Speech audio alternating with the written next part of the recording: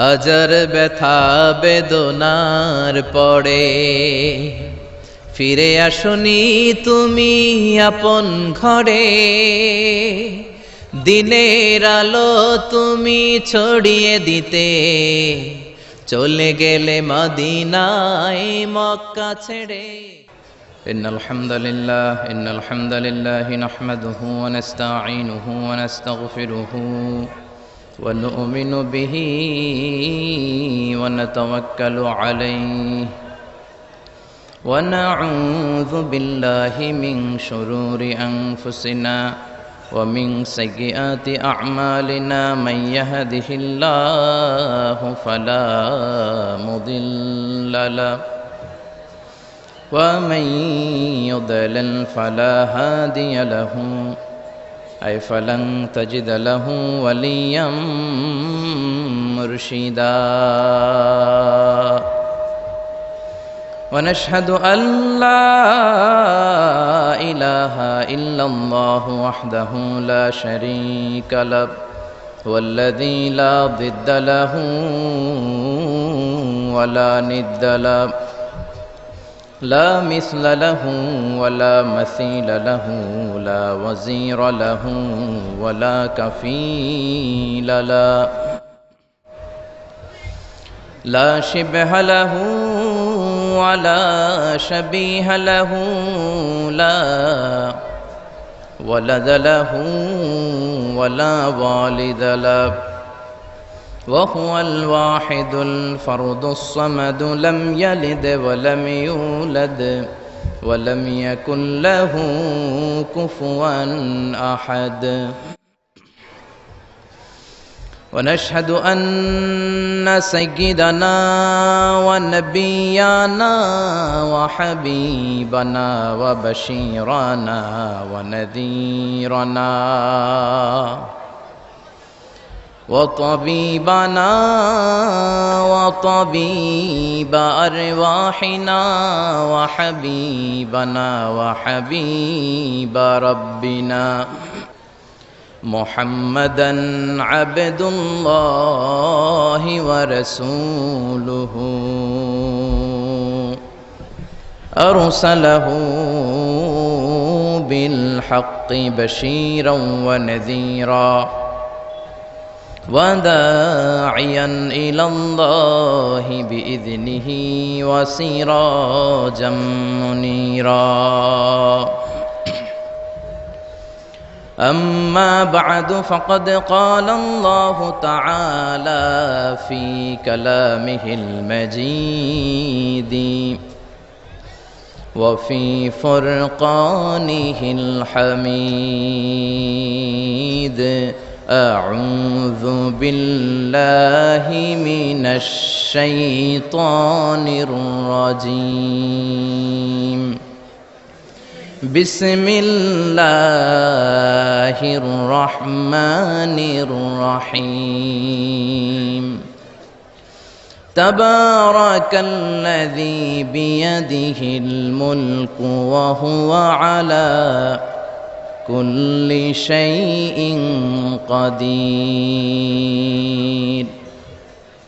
إن الله وملائكته يصلون على النبي يا أيها الذين آمنوا صلوا عليه وسلموا تسليما. اللهم صل على وعلى آل سيدنا مولانا محمد. সবাই মহাব্বতের সাথে জোরে জোরে আওয়াজ করে পড়ুন আল্লাহুম্মা সাল্লি আলা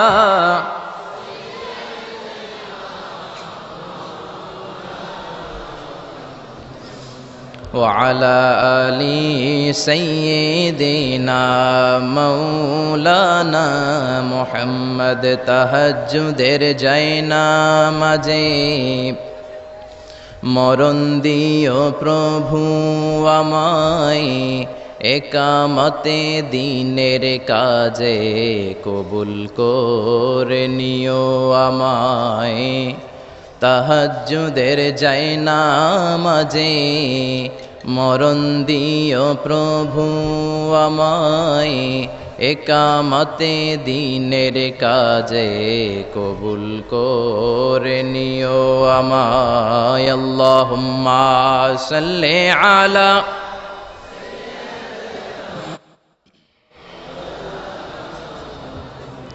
وعلى آل سيدنا مولانا محمد ওগো রাসূল, প্রিয় রাসূল, প্রাণের রাসূল, ওগো রাসূল, প্রিয় রাসূল, প্রাণের রাসূল, তোমারই জন্যে এ বিশ্বে মোরা আলো পেয়েছি, পেয়েছি কুল।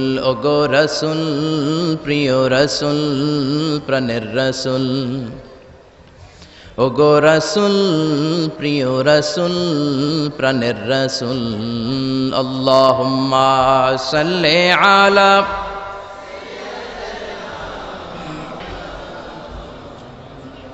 وعلى آل سيدنا مولانا محمد لا إله إلا الله لا إله إلا الله جور لا إله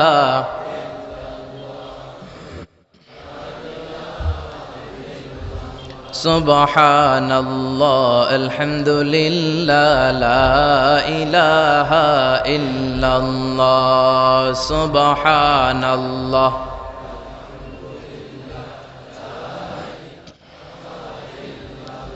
আল্লাহ নামের জিকির করবে যারা, আল্লাহর কাছে প্রিয় তারা, আল্লাহর কাছে প্রিয় যারা, জান্নাতে প্রবেশ করবে তারা। জোরে লা ইলাহা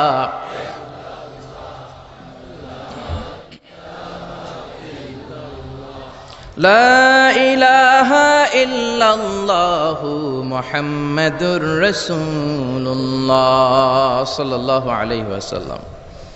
আপনারা সবাই কেমন আছেন? আমিও আলহামদুলিল্লাহ ভালো আছি। আমরা সুখে দুঃখে, সকালে বিকালে, শীতকালে গ্রীষ্মকালে একজনের শুকরিয়া করি, তিনি কে? আল্লাহর শুকরিয়া করলে নেয়ামত বাড়ায় দেয় কে? আর শুকরিয়া না করলে নেয়ামত কেড়ে নেয় কে? লা ইন শাকারতুম লা আযীদান্নাকুম ওয়া লা ইন কাফারতুম ইন্না আযাবি লাশাদীদ। যদি শুকরিয়া করো নেয়ামত বাড়িয়ে দিব। কার কথা? আরো জোরে বলেন, কথাটা কার? শুকরিয়া করলে তিনি নেয়ামত বাড়িয়ে দেন, আর কুফরি করলে শুধু নেয়ামত কেড়েই নেন না, শাস্তি দেন, পানিশমেন্ট দেন। আর আল্লাহর পানিশমেন্ট হজম করার ক্ষমতা আমাদের নাই। চিল্লায় বলেন ঠিক কিনা? বিশ্বনবী সাল্লাল্লাহু আলাইহি ওয়াসাল্লাম মক্কার সবচেয়ে বড় কুস্তিগির রুকানাকে ধরে মাটিতে 3টা আছাড় মেরেছিলেন। তো কুস্তি লাগার আগে বিশ্বনবী কুস্তি খেলতে চায় না, কিন্তু রুকানা বলে তুমি কুস্তি না খেললে আমি কালেমা পড়বো না। বিশ্বনবী রহমতের নবী, দয়ার নবী, মায়ার নবী ভাবলেন একজনের সাথে কুস্তি লাগলে সে যদি কালিমা পড়ে মুসলমান হয়ে জাহান্নাম থেকে বাঁচে, তাহলে কুস্তি লাগতে দোষ কোথায়? তো কুস্তির জন্য প্রস্তুত হলেন। বিশ্বনবীও প্রস্তুত, রুকানাও প্রস্তুত। তো রুকানা বলে মুহাম্মদ তুমি আগে মারো। বিশ্বনবী বললেন আমি আগে মারলে ওই মায়ের তুই হজম করতে পারবি না। কারণ বিশ্বনবীর এক হাতের ভেতরে জান্নাতের 40 জনের শক্তি ঢুকিয়ে দিয়েছে কে? সাহাবারা বলতেন আমরা যখন বিশ্বনবীর সাথে ঘোড়া হাঁকাতাম, বিশ্বনবী ঘোড়া টান দিলে বিশ্বনবী 2-3 সেকেন্ডের মধ্যে কত মাইল যে সামনে চলে যেতেন, সামনে ধোঁয়া আর বালু ছাড়া মরুভূমিতে কিচ্ছু দেখা যেত না। তো বিশ্বনবীর হাতের মায়ের যেমনি কেউ হজম করতে পারে না, আল্লাহও যদি পানিশমেন্ট দেয়, শাস্তি দেয়, ওই শাস্তি হজম করার শক্তি আমাদের নাই। চিল্লায় বলেন ঠিক কিনা? কারণ আল্লাহ বলে ইন্না বাতশা রাব্বিকা লাশাদীদ, আমি আল্লাহর পাকড়াওটা বড় কঠিন। আমি আল্লাহ সব সময় ধরি না, কিন্তু ধরলে ধরে না, ধরলে আল্লাহ ফেরাউনকে ধরে না, কিন্তু যখন ধরছে তখন নমরুদরে ধরে না, কিন্তু যখন ধরছে তখন। এখনো যদি কেউ বান্দরামি করে, ওরেও আল্লাহ ধরে না, কিন্তু যখন ধরবে তখন ছাড়বে। আব্রাহারে ধরে না, কিন্তু আবাবিল পাখি দিয়ে যখন টাইট করে ধরলেন তখন আব্রাহারে কেউ বাঁচাতে পারে নাই, ঠিক কিনা? আবার কাবা ভাঙতে এলে পাঠাও আবাবিল, দাও খোদা দাও আমায় আবার, ওমর দারাজ দিল, দাও খোদা দাও আমায় আবার, ওমর দারাজ দিল। চিল্লায় পড়েন আল্লাহু আকবার। এজন্য সবসময় শুকরিয়া করব কার? আল্লাহ আমাদেরকে আজীবন আমরণ তার বেশি বেশি শুকরিয়া করার তৌফিক দান করুক।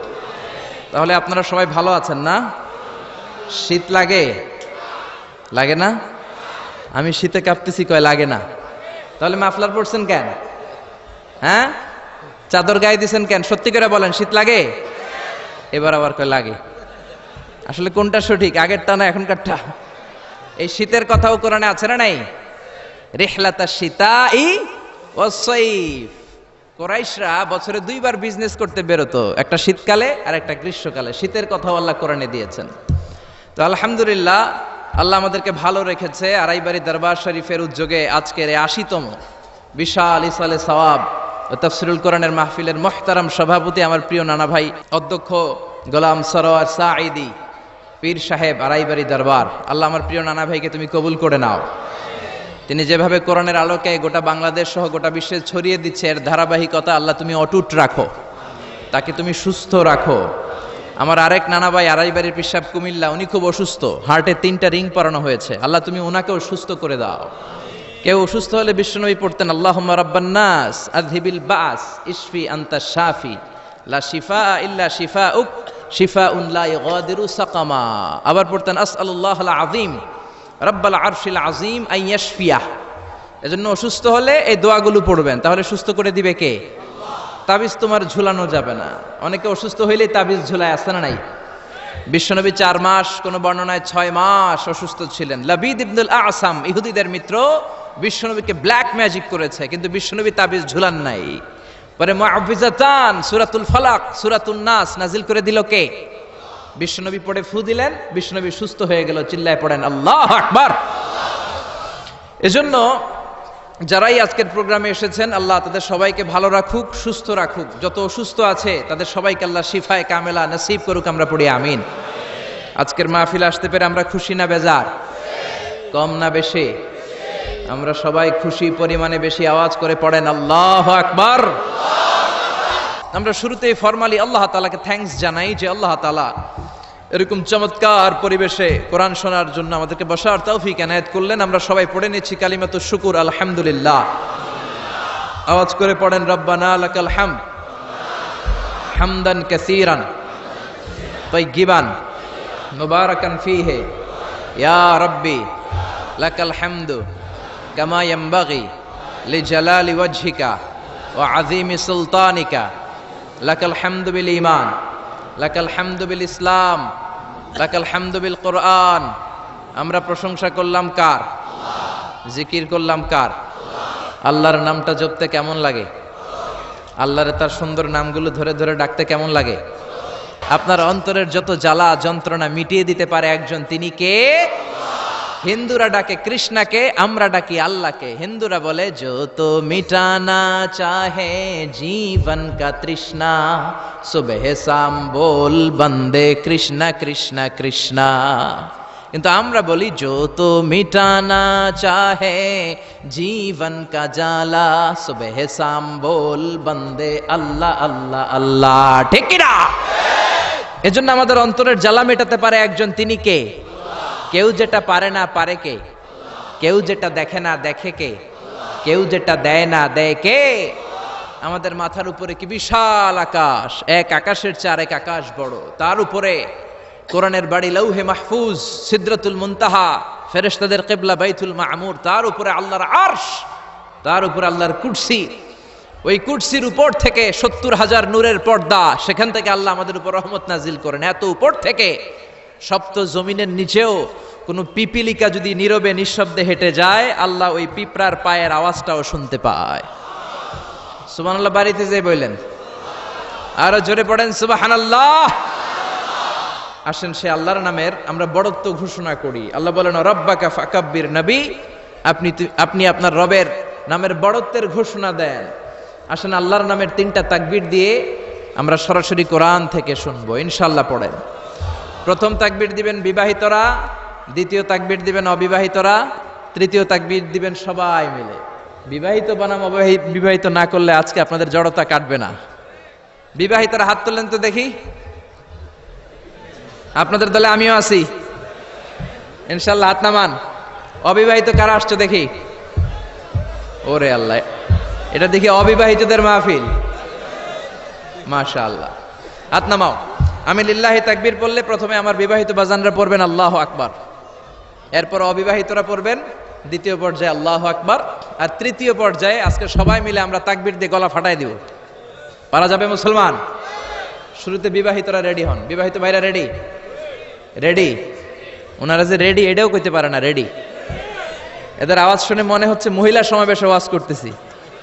মহিলা সমাবেশ হয় কসবাতে, মহিলা সমাবেশে এদিকে একটা পর্দা থাকে, আমি কাউরে দেখি না, আমি ওয়াজ করতেই থাকি আর হনতেই থাকে, কোনো সুবহানাল্লাহ নাই, আলহামদুলিল্লাহ নাই, কোনো আওয়াজ নাই। তো মনে হচ্ছে যে মহিলা সমাবেশ। আপনারা সামনে যারা বসা মহিলা না পুরুষ? পুরুষ এটাও কইতে পারলো না।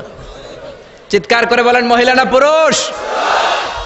শুধু পুরুষ না সুপুরুষ? শুধু কি সুপুরুষ না ইমানদার সুপুরুষ? ইমানদার সুপুরুষের তাকবীরের আওয়াজ তো আকাশ বাতাস চন্দ্র সূর্য ভেদ করে আল্লাহর আরশে যে ধাক্কা লেগে যায়। তো শুরুতে বিবাহিত ভাইরা রেডি? গলা ফাটিয়ে তাকবীর দেওয়া যাবে?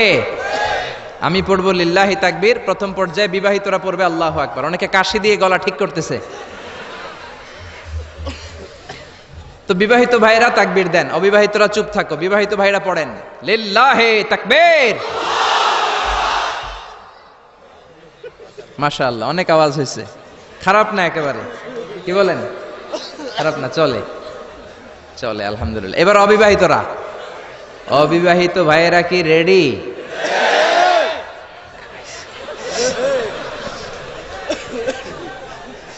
রেডি? আল্লাহু আকবার। আচ্ছা অবিবাহিতরা এবার তাকবীর দাও, লিল্লাহি তাকবীর।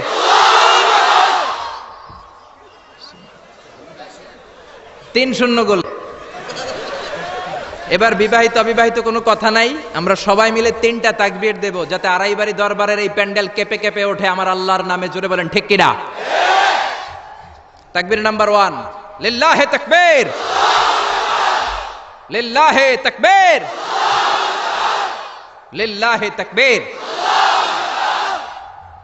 আল্লাহ যদি কিয়ামতের দিন বলে, যা তুই আমার নামে তাকবীর দিয়েছিস, তোরে আমি মাফ করে দিলাম, আমরা আল্লাহর কাছে শুধু মাফ চাই, নাজাত চাই, ঠিক কিনা? আর কিছু যে চাই না আমি, চাই গো নাজাত।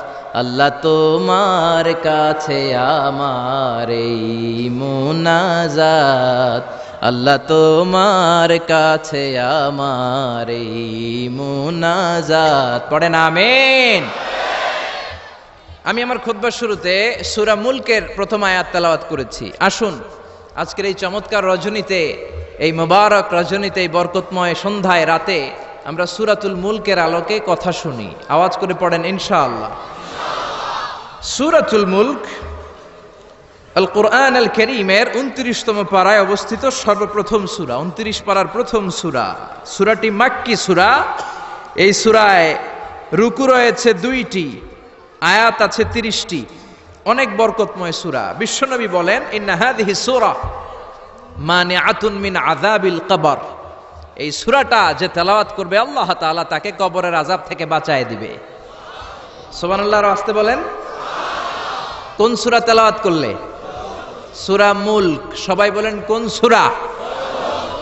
Consider this program, tafsir program, as a class. The person is delivering lecture, sitting in front of you, he is your teacher, and you all sitting guys are the students of Tafsirul Quran.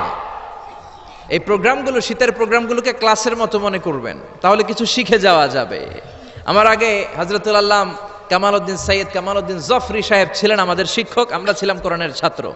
এখন আমি একটু করে বসার সুযোগ পেয়ে গেলাম, আমি হয়ে গেলাম শিক্ষক, আর আমরা সবাই কোরআনের ছাত্র। খুশি না বেজার? তো সূরাতুল মুলক এমন সূরা যেটা আপনাকে কবরের আযাব থেকে বাঁচাবে। বিশ্বনবী বললেন মানিআতুন মিন আযাবিল কবর, এই সূরা যে তেলাওয়াত করবে তার কোনো কবরের আযাব হবে না। পড়েন সুবহানাল্লাহ। আমাদের কবরে যাওয়া লাগবে কি লাগবে না? কোনো সন্দেহ আছে? একদিন মাটির ভেতরে হবে ঘর রে মন আমার, কেন বাঁধো দালান ঘর রে মন আমার, কেন বাঁধো দালান ঘর। একদিন মাটির ভেতরে হবে ঘর রে মন আমার, কেন বাঁধো দালান ঘর। ঠিক কিনা? দাদা চলে গেল, বাবা চলে গেল, চাচা চলে গেল, ফুফা চলে গেল, আপনি মনে হয় যাবেন না? যাবেন? তার জোরে বলা যায় না আপনি যাবেন না? আপনি যাবেন, আপনার ছেলে মেয়েগুলো যাবে, আপনার বিবির পেটে 2 মাসের ছোট্ট একটা বাচ্চা, এখনো রক্ত মাংস মানুষ হয় নাই, এতটুকু গোশতের টুকরা, ওই বাচ্চাটা মনে হয় যাবে না? যাবে? দুনিয়াতে আসেই তো নাই, যাবে কেমনে? আসবে, যতদিন হায়াত পাওয়ার পাবে তারপরে যাবে। চিল্লায় বলেন ঠিক কিনা? কিন্তু আমাদের লাইফস্টাইল দেখলে মনে হয় আমরা মরবো না, 1000 বছর বাঁচার জন্য আমরা এসেছি। শুধু আমরা বলি সবকিছু আমার, আমার, আমার বাড়ি, আমার গাড়ি, আমার এলাকা, আমার দাপট, এগুলো বলতে আমরা খুব পছন্দ করি। চিল্লায় কোন ঠিক কিনা?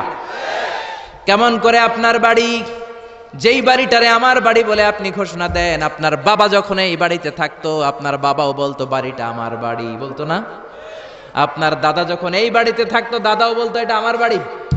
দাদার দাদার দাদা যখন এই বাড়িতে থাকতো উনিও বলতো আমার বাড়ি। আপনি মরে গেলে আপনার ছেলে দাবি করবে আমার বাড়ি, ছেলে মরলে নাতি বলবে আমার বাড়ি, নাতির নাতির নাতিও যখন এই বাড়িতে থাকবে সেও বলবে আমার বাড়ি। বাড়ি একটা, দাবিদার কতজন চিন্তা করেছেন? পরের জায়গা পরের বাড়ি ঘরে বাঁধিয়ায় আমি রই, আমি তো সেই ঘরের মালিক নই। পরের জায়গা পরের বাড়ি ঘরে বাঁধিয়ায় আমি রই, আমি তো সেই ঘরের মালিক নই। ঠিক কিনা? এজন্য এই দুনিয়াটা হলো ট্রানজিট পিরিয়ড, আজীবন থাকার জন্য আসি নাই, কিছুদিনের জন্য আসলাম। কবরের বাড়িতে আমাদেরকে যেতে হবে, কবরের প্রিপারেশন, প্রস্তুতি আমাদেরকে নিতে হবে। এই জন্য বিশ্বনবী বললেন ইন্না ফিল কুরআনিল সূরা, কোরআনের মধ্যে এমন একটা সূরা আছে মানিআতুন মিন আযাবিল কবর, এই সূরাটাকে তেলাওয়াত করলে ওই কবরের আযাব থেকে ওই বান্দাটারে বাঁচায়া দিবে কে? কি নাম ওই সূরার? আরো জোরে বলেন। সূরা মুলক তেলাওয়াত করতে রাজি আছেন তো? আবার বিশ্বনবী বললেন শাফাআত লি সাহিবিহা, এই সূরাটা কিয়ামতের দিন তেলাওয়াতকারীর জন্য আল্লাহর কাছে সুপারিশ করবে।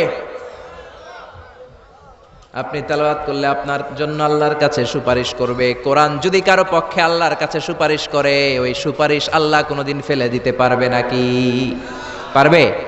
মাননীয় অর্থমন্ত্রী যদি মাননীয় প্রধানমন্ত্রী শেখ হাসিনার কাছে কোনো বিষয়ে সুপারিশ করে, শেখ হাসিনা এটাকে রিজেক্ট করতে পারবে? ফেলে দিতে পারবে?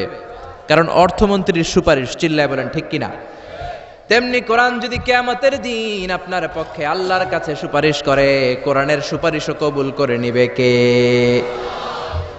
আবার বিশ্বনবী বললেন খাসামাত আন সাহিবিহা, এই সূরাটা কিয়ামতের দিন তেলাওয়াতকারীর পক্ষ নিয়ে আল্লাহর সাথে ডিবেট করবে, ঝগড়া করবে, তর্ক করবে। আল্লাহর সাথে ডিবেট, আল্লাহর সাথে ঝগড়া, সাহস বেশি না কম? জোরে বলেন। আল্লাহর সাথে ঝগড়া করবে, তর্ক করবে, কতক্ষণ? হাত্তা আদখালাহুল্লাহুল জান্নাহ, যতক্ষণ না আল্লাহ তাআলা এই সূরার তেলাওয়াতকারীকে জান্নাতে ঢুকিয়ে না দেয় ততক্ষণ এই সূরা আল্লাহর সাথে তর্ক করতেই থাকবে। চিল্লায় সবাই পড়েন আল্লাহু আকবার। এজন্য বিশ্বনবী বলতেন মান ক্বারা বিহা ফি লাইলাতিন ফাকাদ আকসারা ওয়া আতাবা, রাত্রি বেলা এই সূরাটা যে তেলাওয়াত করবে তার আমলনামাটা সওয়াব দিয়ে পরিপূর্ণ করে দিবে কে? এখন দিন নাকি রাত? জোরে বলেন। এখন সূরাতুল মুলকের তাফসীর শুনলে প্রত্যেকের আমলনামাটারে সওয়াব দিয়ে পূর্ণ করে দিবে কে? এজন্য বিশ্বনবী বলতেন আমি চাই আমার প্রতিটা উম্মতের হৃদয়ে এই সূরাটা গাঁথা থাক, আমি চাই আমার প্রতিটা উম্মতের সিনার ভিতরে সূরাতুল মুলকটা মুখস্থ থাক, আমি চাই আমার প্রতিটা উম্মতের কলিজার ভিতরে এই সূরাটা হিফজ করা থাক। পড়েন সুবহানাল্লাহ। এজন্য বিশ্বনবীর উম্মত হিসেবে এই সূরাতুল মুলক আমাদের মুখস্থ থাকার দরকার আছে না নাই? জোরে বলেন। সূরা মুলক মুখস্থ করতে রাজি আছেন? যে কয়েকজন ইনশাল্লাহ বলছেন শুধু তারা করবেন, বাকিরা করবেন না। সূরাতুল মুলক মুখস্থ করতে রাজি আছেন সবাই? এই সূরার মাত্র 30টা আয়াত। কয়টা? এক মাসে কয়দিন? আপনাদের এই আড়াইবাড়ি এলাকায় কয়দিন? এদিকে 30 দিন। তাহলে প্রতিদিন যদি একটা করে আয়াত মুখস্থ করেন, পুরা সূরাটা মুখস্থ করতে লাগবে কয়দিন? জোরে বলেন না। তাহলে আগামী এক মাসে আমরা এই সূরাতুল মুলক মুখস্থ করে ফেলবো। রাজি আছেন? রাজি আছেন সবাই? আল্লাহ তুমি কবুল করো। এখন পড়া শোনাবেন কার কাছে? এটা আপনাদের হোমওয়ার্ক, বাড়ির কাজ, হোম টাস্ক, আল ওয়াজিব আল মানজিলি। এক মাস পরে তো আমি থাকবো না, আমি তো ওয়াজ করে চম্পট। তো পড়া শোনাবেন এলাকার ইমাম সাহেবদের কাছে, খতিব সাহেবদের কাছে, হাফেজ সাহেবদের কাছে। বলবেন আজহারি ভাই এসেছিল, এসে সূরাতুল মুলক আমাদেরকে পড়া দিয়ে গেছে। মুখস্থ করতে রাজি আছেন সবাই? সবাই রাজি? দিস সূরা is an eye opener for you. এই সূরাটা আপনার চোখকে খুলে দিবে, আপনার চিন্তার জগতে একটা আন্দোলন তৈরি করবে, আপনার ঘুমন্ত বিবেককে জাগিয়ে তুলবে। সুবহানাল্লাহ পড়েন। নাস্তিকদের জন্য এই সূরার ভেতরে আল্লাহ তাআলা কিছু ডোজ দিয়ে দিয়েছে, কিছু মেডিসিন। এজন্য এই সূরার আলোকে আমরা জানার চেষ্টা করব কি কি মেডিসিন আল্লাহ নাস্তিকদের জন্য দিলেন। আমরা আল্লাহকে বিশ্বাস করি তাই আমরা আস্তিক, আর যারা বিশ্বাস করে না তারা কি? বাংলার জমিনে এরকম কিছু নাস্তিক আছে না নাই? নতুন এক নাস্তিক এসেছে, আসাদ নূর, ঠিক কিনা? ফেসবুকের লাইভে এসে সে বলেছে প্রতিদিন নাকি সকালবেলা কোরআনের উপরে পেশাব করবে। এটা কি মানুষ না মানুষ? এটা জাহান্নামের নরকীট আর পিতৃ পরিচয়হীন জারদ সন্তান। জোরে বলেন ঠিক কিনা? বাংলাদেশ সরকারের উচিত এই বেয়াদবটাকে আইনের আওতায় আনা, বিচারের আওতায় আনা, বিশাল সমাবেশ করে লক্ষ মানুষের সামনে ফাঁসির রশিতে ঝুলিয়ে দেয়া। এই বেয়াদবটাকে শেল্টার দিচ্ছে মুফাসসিল ইসলাম ইংল্যান্ড থেকে আরেক নাস্তিক, উল্লুক্কা পাঠা। গভর্নমেন্টের উচিত এই বেয়াদবটাকেও আইনের আওতায় এনে ইন্টারপোলের পুলিশের মাধ্যমে ওই বেয়াদবটাকেও ফাঁসি দেয়া। চিল্লায় বলেন ঠিক কিনা? 92% মুসলিম যে দেশে বসবাস করে ওই দেশে বসে কোরআনকে গালি দেওয়ার স্পর্ধা তোর আসলো কোত্থেকে? চিল্লায় এখন ঠিক কিনা? এজন্য আমাদেরকে এক থাকতে হবে, ন্যাক থাকতে হবে। কোরআনের বিরুদ্ধে কথা বললে তাদেরকে কোনো ধরনের চান্স দেয়া যাবে না। চিল্লায় এখন ঠিক কিনা? যারা কোরআনের গালি দেয় তারা এই জমিনটা চিনে নাই। এই জমিন পীর আউলিয়াদের জমিন, এই জমিন দাড়িওয়ালাদের জমিন, টুপিওয়ালাদের জমিন, এই জমিন আলিয়া মাদ্রাসার জমিন, কৌমি মাদ্রাসার জমিন, এই জমিন টঙ্গীর তুরাকপাড়ের বিশ্ব ইস্তেমার জমিন। জোরে কোন ঠিক কিনা? এদেশে আর কিছু থাকবা না থাক, আমার কোরআন থাকবেই। আর কিছু থাকবা না না থাক, হাক্কানি দরবারগুলো থাকবেই। যে দেশে আল্লাহু আকবার ধ্বনির সাথে সকালে সূর্য ওঠে, আল্লাহু আকবার ধ্বনির সাথে সাথে সকালে সূর্য ডুবে, ও দেশে আর কিছু না থাক, আমার কোরআন থাকবেই। চিল্লায় এখন ঠিক কিনা?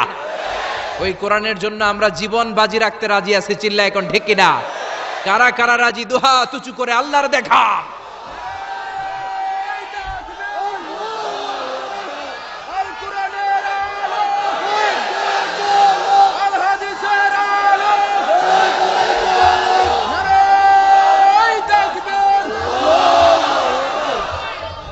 আল্লাহ কোরআনের জন্য ভালোবাসাকে তুমি কবুল করে নাও।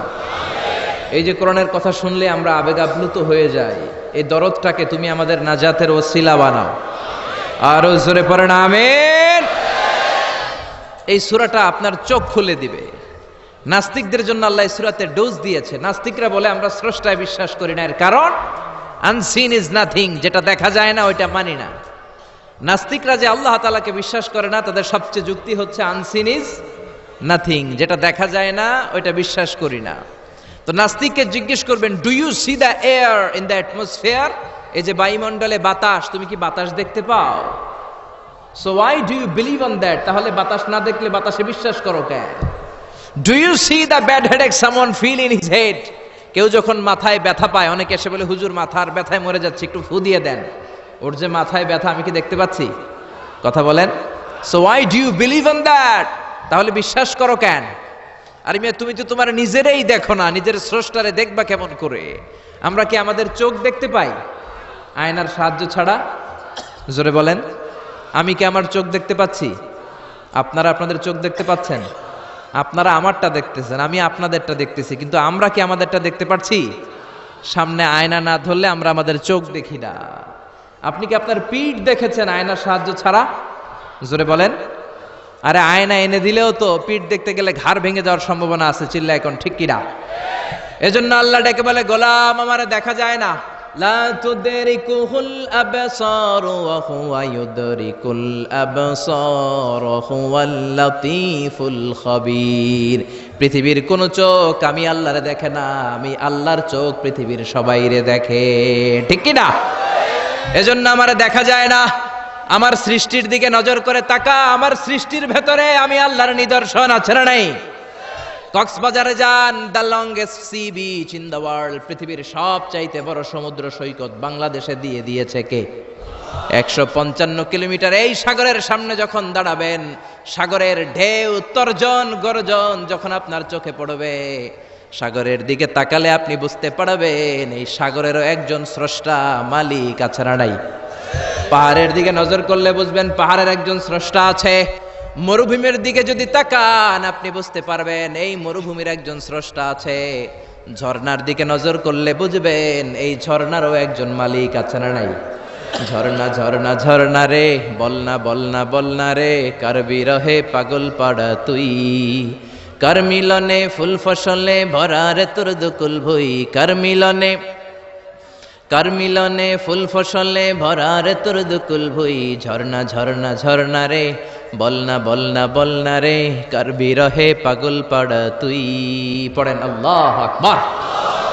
ঝর্ণার দিকে যদি তাকান অন্তরের চোখ নিয়ে, আপনার অন্তর আপনাকে সায় দিবে, বলে দিবে যে এই ঝর্ণা এমনি এমনি তৈরি হয় না, এই ঝর্ণারও একজন স্রষ্টা আছে না নাই? এজন্য নাস্তিকদের জন্য আল্লাহ এই সূরাতে ডোজ দিয়েছেন। কুফানগরীতে এক নাস্তিক ছিল, সে বলে আমি স্রষ্টাকে মানি না, যদি কেউ আমার সামনে এসে প্রমাণ করে দিতে পারে যে স্রষ্টা বলে একজন কেউ আছে আমি মেনে নিব। কুফার লোকেরা বলল, ইনদানা ইমাম ইসমুহু নু'মান ইবনু সাবিত, আমাদের একজন ইমাম আছে তার নাম নু'মান, উনি আমাদের ইমাম, আল ইমাম আল আযম আবু হানিফা। সুবহানাল্লাহ পড়বেন না? সবাই বলল তুমি নাস্তিক, তোমার ইমামে আযম আবু হানিফা নু'মান ইবনু সাবিত, উনি বুঝাইয়ে দিতে পারবে যে স্রষ্টা বলে একজন আছে। নাস্তিক বলে কই তোদের ইমাম, নিয়ে আয়। সময় দেয়া হলো জুমার নামাজের পরে দুপুর 2টায় কুফার একটা ময়দানে সাইয়েদনা ইমাম আবু হানিফা আর নাস্তিক একসাথে তর্ক করবে, ডিবেট করবে। সাইয়েদনা আবু হানিফা উনি আল্লাহর পক্ষে আর নাস্তিক আল্লাহর বিপক্ষে। তো যেদিন তর্কের ডেট করা হলো, হাজার হাজার মানুষ এসেছে, ওই নাস্তিকও এসেছে, আসে নাই শুধু ইমাম আবু হানিফা। 2টার দিকে এসে সবাই বসে আছে, আসে না। 2:30 বাজে, আসে না।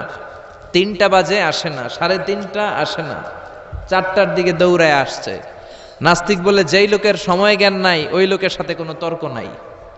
কথা শুনতেছেন? মনোযোগ আছে না গেছে? যার সময়ের জ্ঞান নাই তার সাথে তর্ক নাই। ইমাম আবু হানিফা বললেন, ইনদি উযর, আমার ওজর আছে, আই হ্যাভ এক্সকিউজ। কি এক্সকিউজ আছে? আবু হানিফা বলতে শুরু করলেন, আমি যখন ঘর থেকে বের হয়ে যাই আমার বাড়ির সামনে বিশাল একটা নদী পড়ে যায়, এই নদীটা পার হয়ে আসতে হয়। আজকে যে দেখি নদীর সামনে কোনো মানুষ নাই, কোনো নৌকা নাই, কেউ নাই। নদীর পাশেই বিশাল বড় একটা গাছ। হঠাৎ দেখলাম এমনি এমনি গাছটা কেটে 2 ভাগ হয়ে গেল। এমনি এমনি গাছ থেকে তক্তা বেরোয় জোড়া লেগে গেল।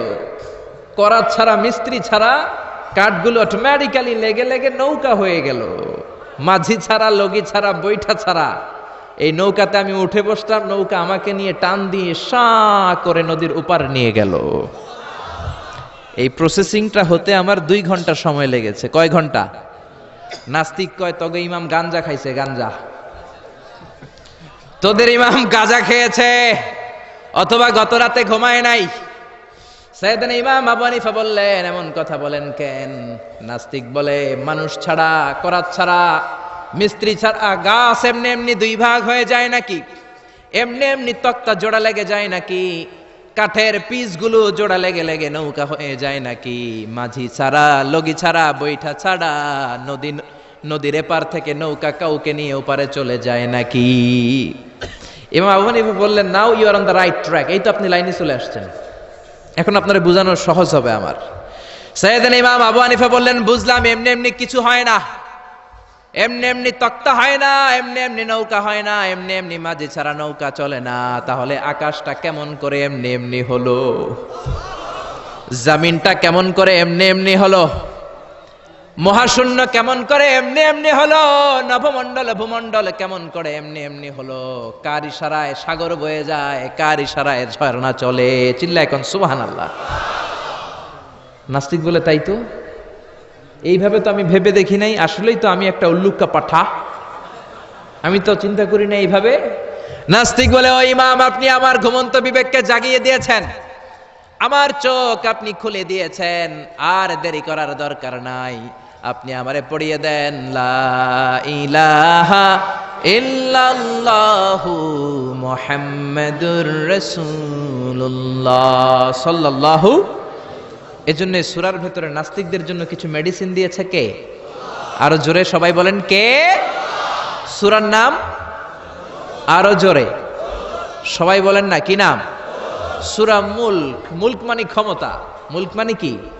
মুলক মানে পাওয়ার, মুলক মানে অথরিটি, মুলক মানে সভরেন্টি।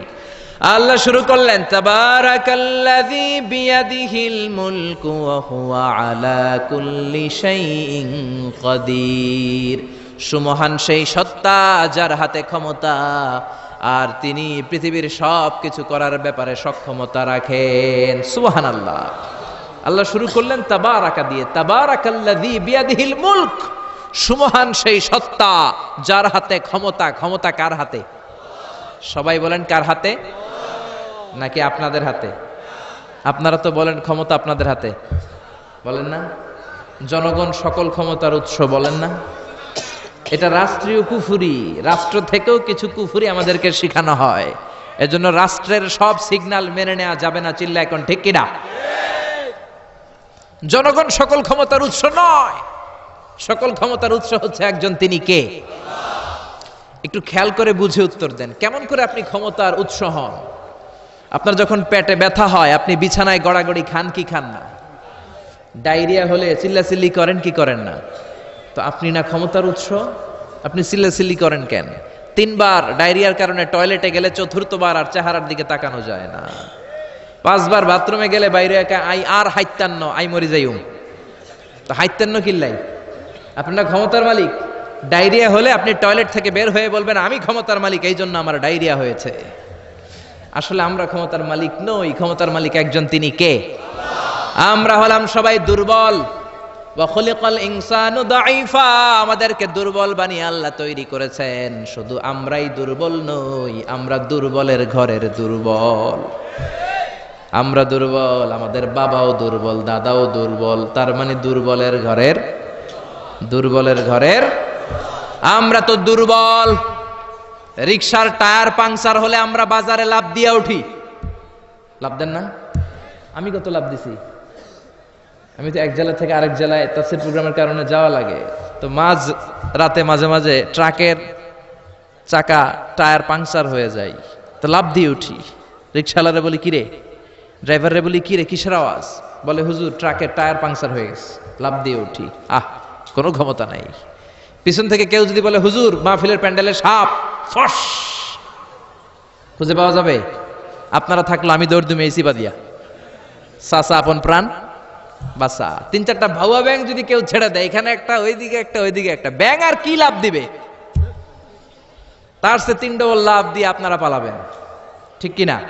তাহলে আসলে আমাদের কোনো ক্ষমতা নাই, ক্ষমতার মালিক হলো একজন, তিনি কে? এজন্য রব্বুল আলামিন বলেন, তাবারাকাল্লাযী বিয়াদিহিল মুলকু ওয়া হুয়া আলা কুল্লি শাইইন কাদির। সুমহান সেই সত্তা যার হাতে ক্ষমতা। ক্ষমতা কার হাতে? আমাদের কোনো ক্ষমতা নাই, আমরা নকল ক্ষমতার মালিক, আসল ক্ষমতার মালিক একজন, তিনি কে? আমাদের যে ক্ষমতা নাই, এটা ভূমিকম্প হলে টের পাওয়া যায়। রাত 3টার দিকে যখন ভূমিকম্প হয়, সব লোক বিল্ডিং থুয়ে দেয় দৌড়। ভাড়াটিয়াও দৌড়, বাড়িওয়ালাও দৌড়। কসবা এলাকার বাড়িওয়ালারা মনে হয় দৌড় দেয় না? কথা বলেন। ভাড়াটিয়াও দৌড় দেয়, বাড়িওয়ালাও দৌড় দেয়। চিল্লায় বলেন ঠিক কিনা? রাত 3টায় যখন ভূমিকম্প হয়, পুলিশের প্রধানও দৌড় দেয়। বাস্তবে তো র্যাবের প্রধানও দৌড় দেয়, প্রেসিডেন্টও দৌড় দেয়, শুধু প্রধানমন্ত্রী দৌড় দেয় না? দেয়? আমি কই নাই কিন্তু, আপনারা কইছেন। দোষ আপনাদের। আমার কোনো দোষ নাই, আমি প্রধানমন্ত্রীর কিছু বলি নাই। চাচা আপন প্রাণ বাঁচা। রাতে ভূমিকম্প হলে দৌড় দিতে হয়, চিল্লায় বলেন ঠিক কিনা?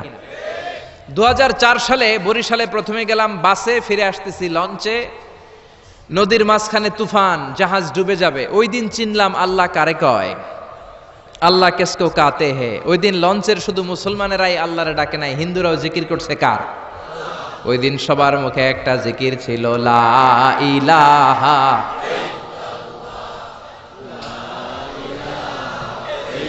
লা ইলাহা ইল্লাল্লাহু মুহাম্মাদুর রাসূলুল্লাহ। লঞ্চের সবাই সেদিন চিৎকার দিয়ে বলছে বাঁচাও। আমি বললাম কে বাঁচাবে? কই হুজুর আপনি বাঁচাবেন। তো তাইলে আমারে বাঁচাইবো কে? কই হুজুর আপনারে বাঁচাইবো আল্লাহ। আসলে বিপদে পড়লে বোঝা যায় আমাদের কোনো ক্ষমতা নাই, ক্ষমতার মালিক হচ্ছেন একজন, তিনি কে? এজন্য রাব্বুল আলামিন বলেন, কুলিল্লাহুম্মা মালিকাল মুলকি তুতিল মুলকা মান তাশাউ ওয়া তানজিউল মুলকা মিম্মান তাশা ওয়া তুইজ্জু মান তাশাউ ওয়া তুযিল্লু মান তাশাউ বিয়াদিকাল খায়র ইন্নাকা আলা কুল্লি শাইইন কাদির। ও আল্লাহ, আপনি ক্ষমতার মালিক। ক্ষমতার মালিক কে? আপনি যারে চান ক্ষমতার চেয়ারে বসান, আবার যারে চান ক্ষমতা থেকে নামিয়ে দেন। ফেরাউনকে মিশরের মসনদে বসালো কে? আবার সাগরের পানিতে সুবানি খাওয়াইলো কে? নমরুদকে ইরাকের চেয়ারে বসালো কে? আবার মশার কামড় দিয়ে শেষ করে দিল কে? ডোনাল্ড ট্রাম্পকে আমেরিকার ক্ষমতার চেয়ারের মধ্যে বসালো কে? ডোনাল্ড ট্রাম্প যদি বান্দ্রামি করে ওইটারও লাথি মাইরা নামায়া দিতে পারে কে? এজন্য আল্লাহ বললেন, তাবারাকাল্লাযী বিয়াদিহিল মুলকু ওয়া হুয়া আলা কুল্লি শাইইন কাদির। সুমহান সেই সত্তা যার হাতে ক্ষমতা, সব ক্ষমতা কার হাতে? জোরে বলেন না, কার হাতে? এই পৃথিবীতে অনেক দেশের প্রধানমন্ত্রী কিংবা প্রেসিডেন্ট ক্ষমতার চেয়ারে 5 বছরের মেয়াদে বসে, জানেন?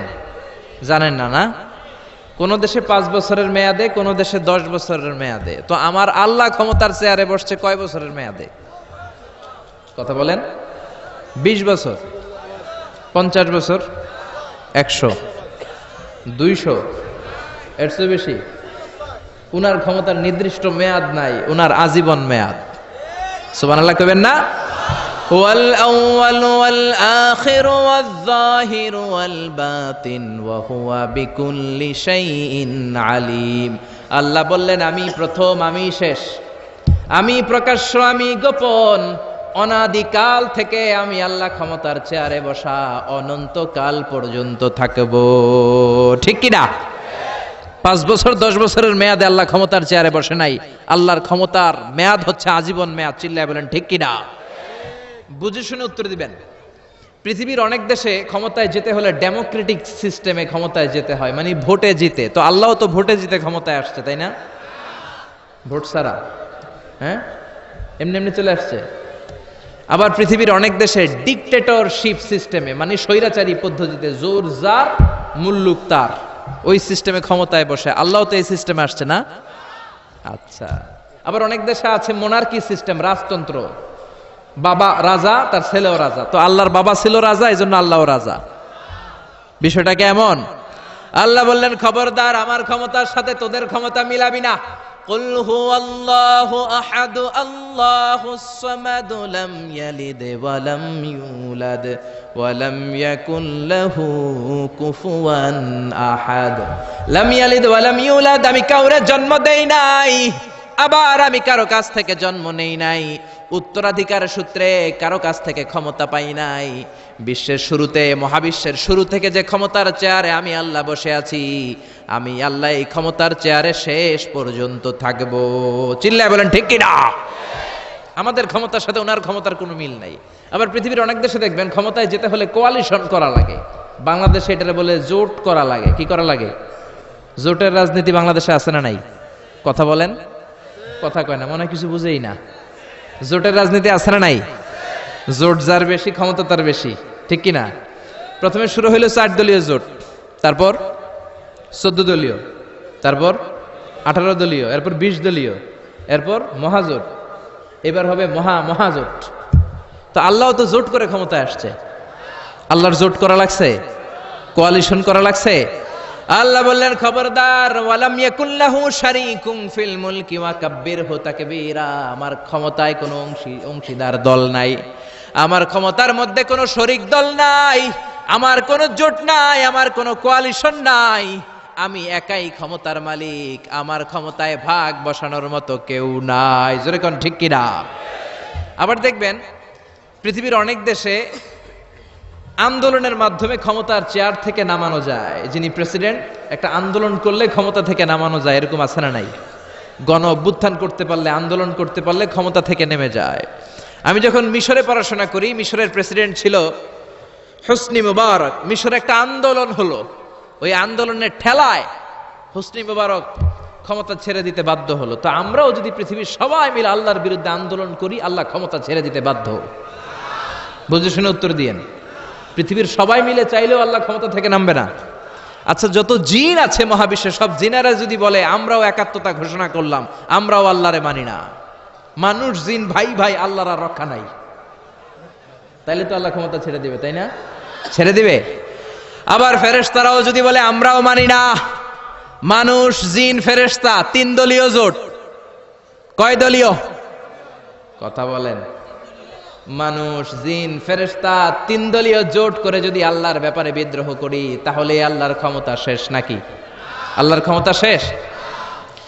আল্লাহ বললেন ওয়া আন্নাকুম গায়রু মুআজিজিল্লাহ,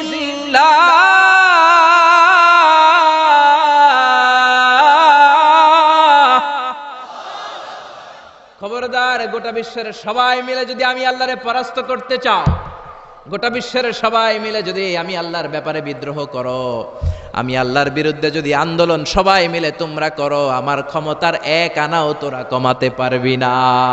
সুবহানাল্লাহ। তার মানে আমাদের ক্ষমতার সাথে আল্লাহর ক্ষমতার কোনো মিল নাই। চিল্লায় বলেন ঠিক কিনা? আবার বুঝে শুনে উত্তর দেন। অনেক দেশে দেখবেন রাজার বয়স এত হইছে, বয়সের ভারে নুজ্জ হয়ে 70-80-তে পৌঁছে গেছে, কয় আই আর 57, আমি অবসরে যাব, সেলফ রিটায়ারমেন্ট, স্বেচ্ছায় অবসরে যাব। এরকম হয় না? অনেক রাজা, সুলতান, প্রেসিডেন্ট স্বেচ্ছায় অবসরে চলে যায়। তো আল্লাহরও তো অনেক বয়স হয়েছে, এখন আল্লাহর অবসরে যাওয়ার সময় এসেছে। বয়স হয় নাই, এত বছর উনি ক্ষমতা চালায়, এখনো বয়স হয় নাই। উনি ক্লান্ত হয় না? উনার ঘুমে ধরে না? আল্লাহ বললেন খবরদার, লা তাখুযুহু সিনাতুন ওয়ালা নাওম, আমার ঘুম নাই, আমার কোনো নিদ্রা নাই, আমার কোনো তন্দ্রা নাই, আমার কোনো ঝিমুনি নাই।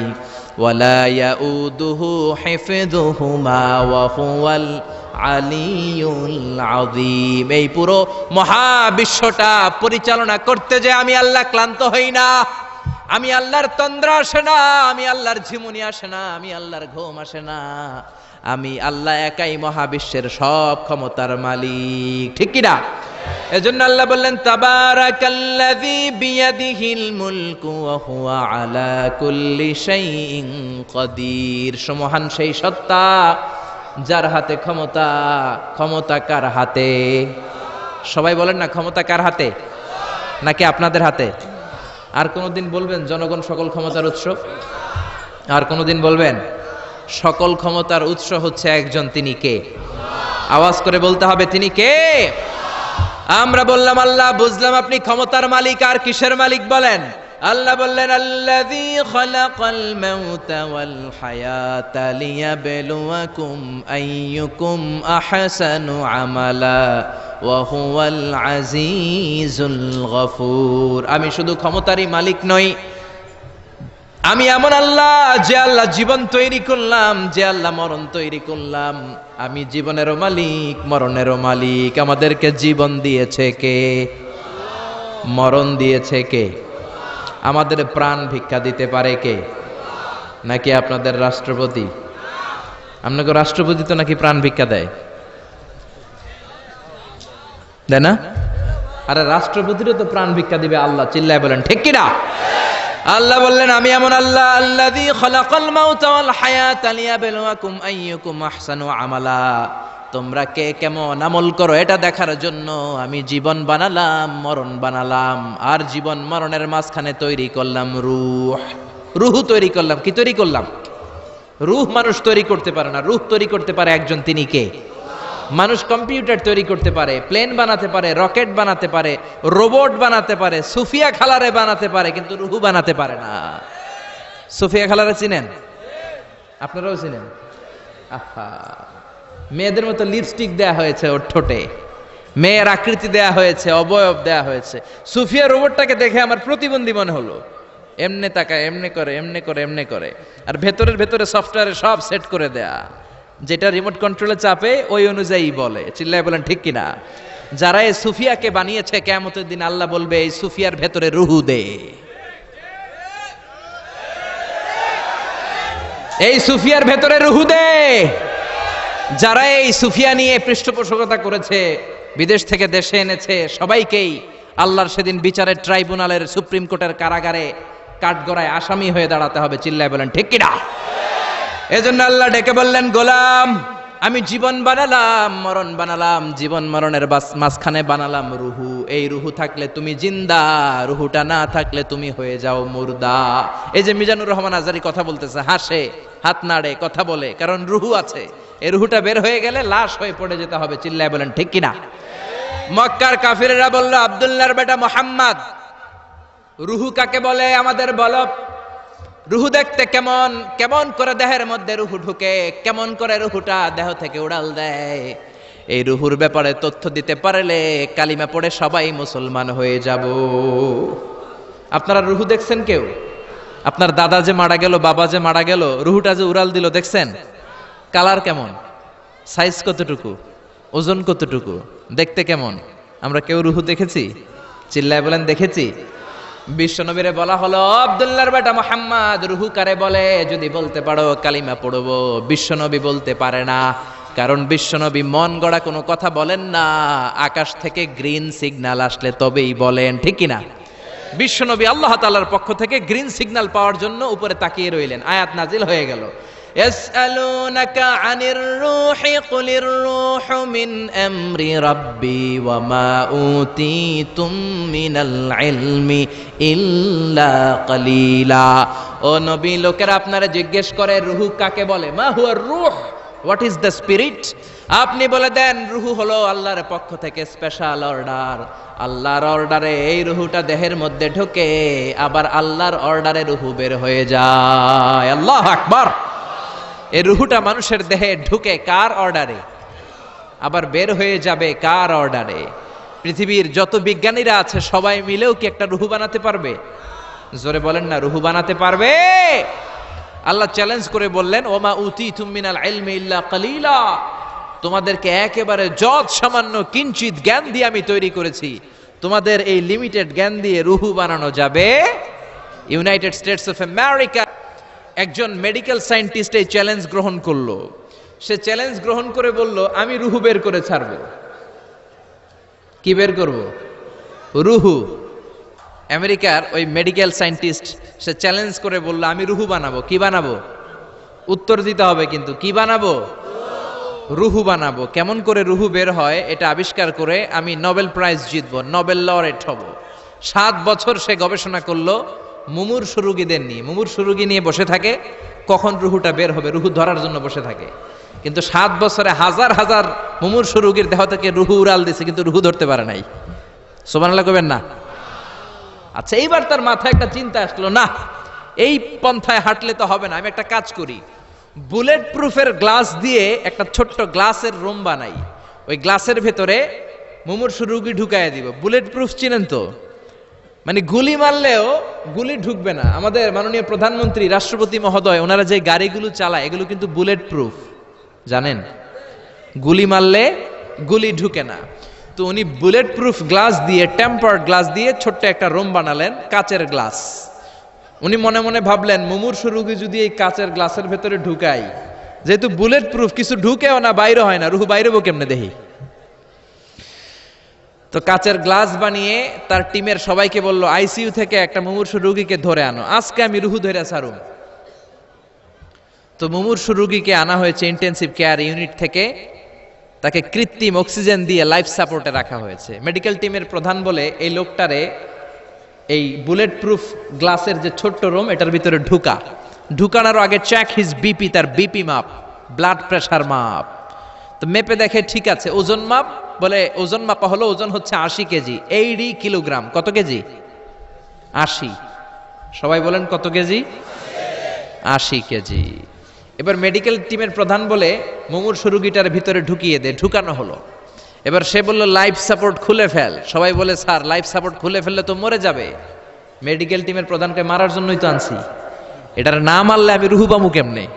এটা রুহুটা তো বের করতে হবে দেহ থেকে। তো যেই কথা সেই কাজ, ঢুকানো হলো, লাইফ সাপোর্ট খুলে ফেলা হলো।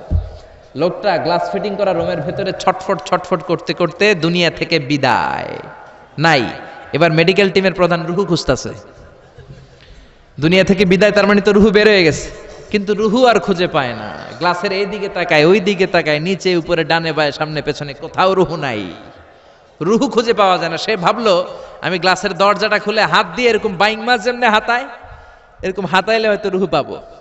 তো কাচের গ্লাস খুলে হাত দিয়ে এরকম হাতানো শুরু করলো। হাতাতে হাতাতে পুরো গ্লাস ফিটিং করা রুমের ভিতরে সব খুঁজে ফেললো, কিন্তু রুহু খুঁজে পাওয়া যায় নাই। লোকটাকে বের করা হলো। উনি বললেন চেক হিজ বিপি, বিপি মাপতো। সবাই বলে স্যার এটা তো ময়রা ভূত হয়ে গেছে, এখন তো বিপি নাই। বিপি বুঝেন তো, ব্লাড প্রেশার। এই যে ধাক্কাটা, অলিন্দ নিলয়, সিস্টলিক ডায়াস্টলিক, জন্মের পর থেকেই আমাদের এই যে দম নেয়া আর দম ছেড়ে দেওয়ার খেলাটা আছে না নাই? কথা বলেন। এই যে ফুসফুস দম নেয়, দম ছেড়ে দেয়। শীতের রাতে আপনি কম্বল গায়ে দিয়ে ঘুমায় যান, আপনার দমও কি ঘুমায় যায়? আপনার দম ঘুমাইলে তো আপনি ঠুস। আয় রে মানুষ রঙিন ফানুস, দম ফুরাইলে তবু তো ভাই কারোরই নাই একটুখানি। আয় রে মানুষ রঙিন ফানুস, রঙিন ফানুস, আয় রে মানুষ। পড়েন আল্লাহু আকবার।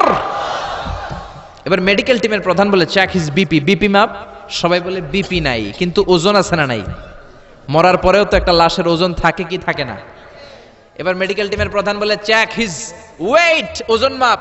এবার ওজন স্কেলে শোয়ানোর পরে দেখা গেল লোকটা মরার আগে ছিল 80, এখন হয়ে গেছে 78 কেজি।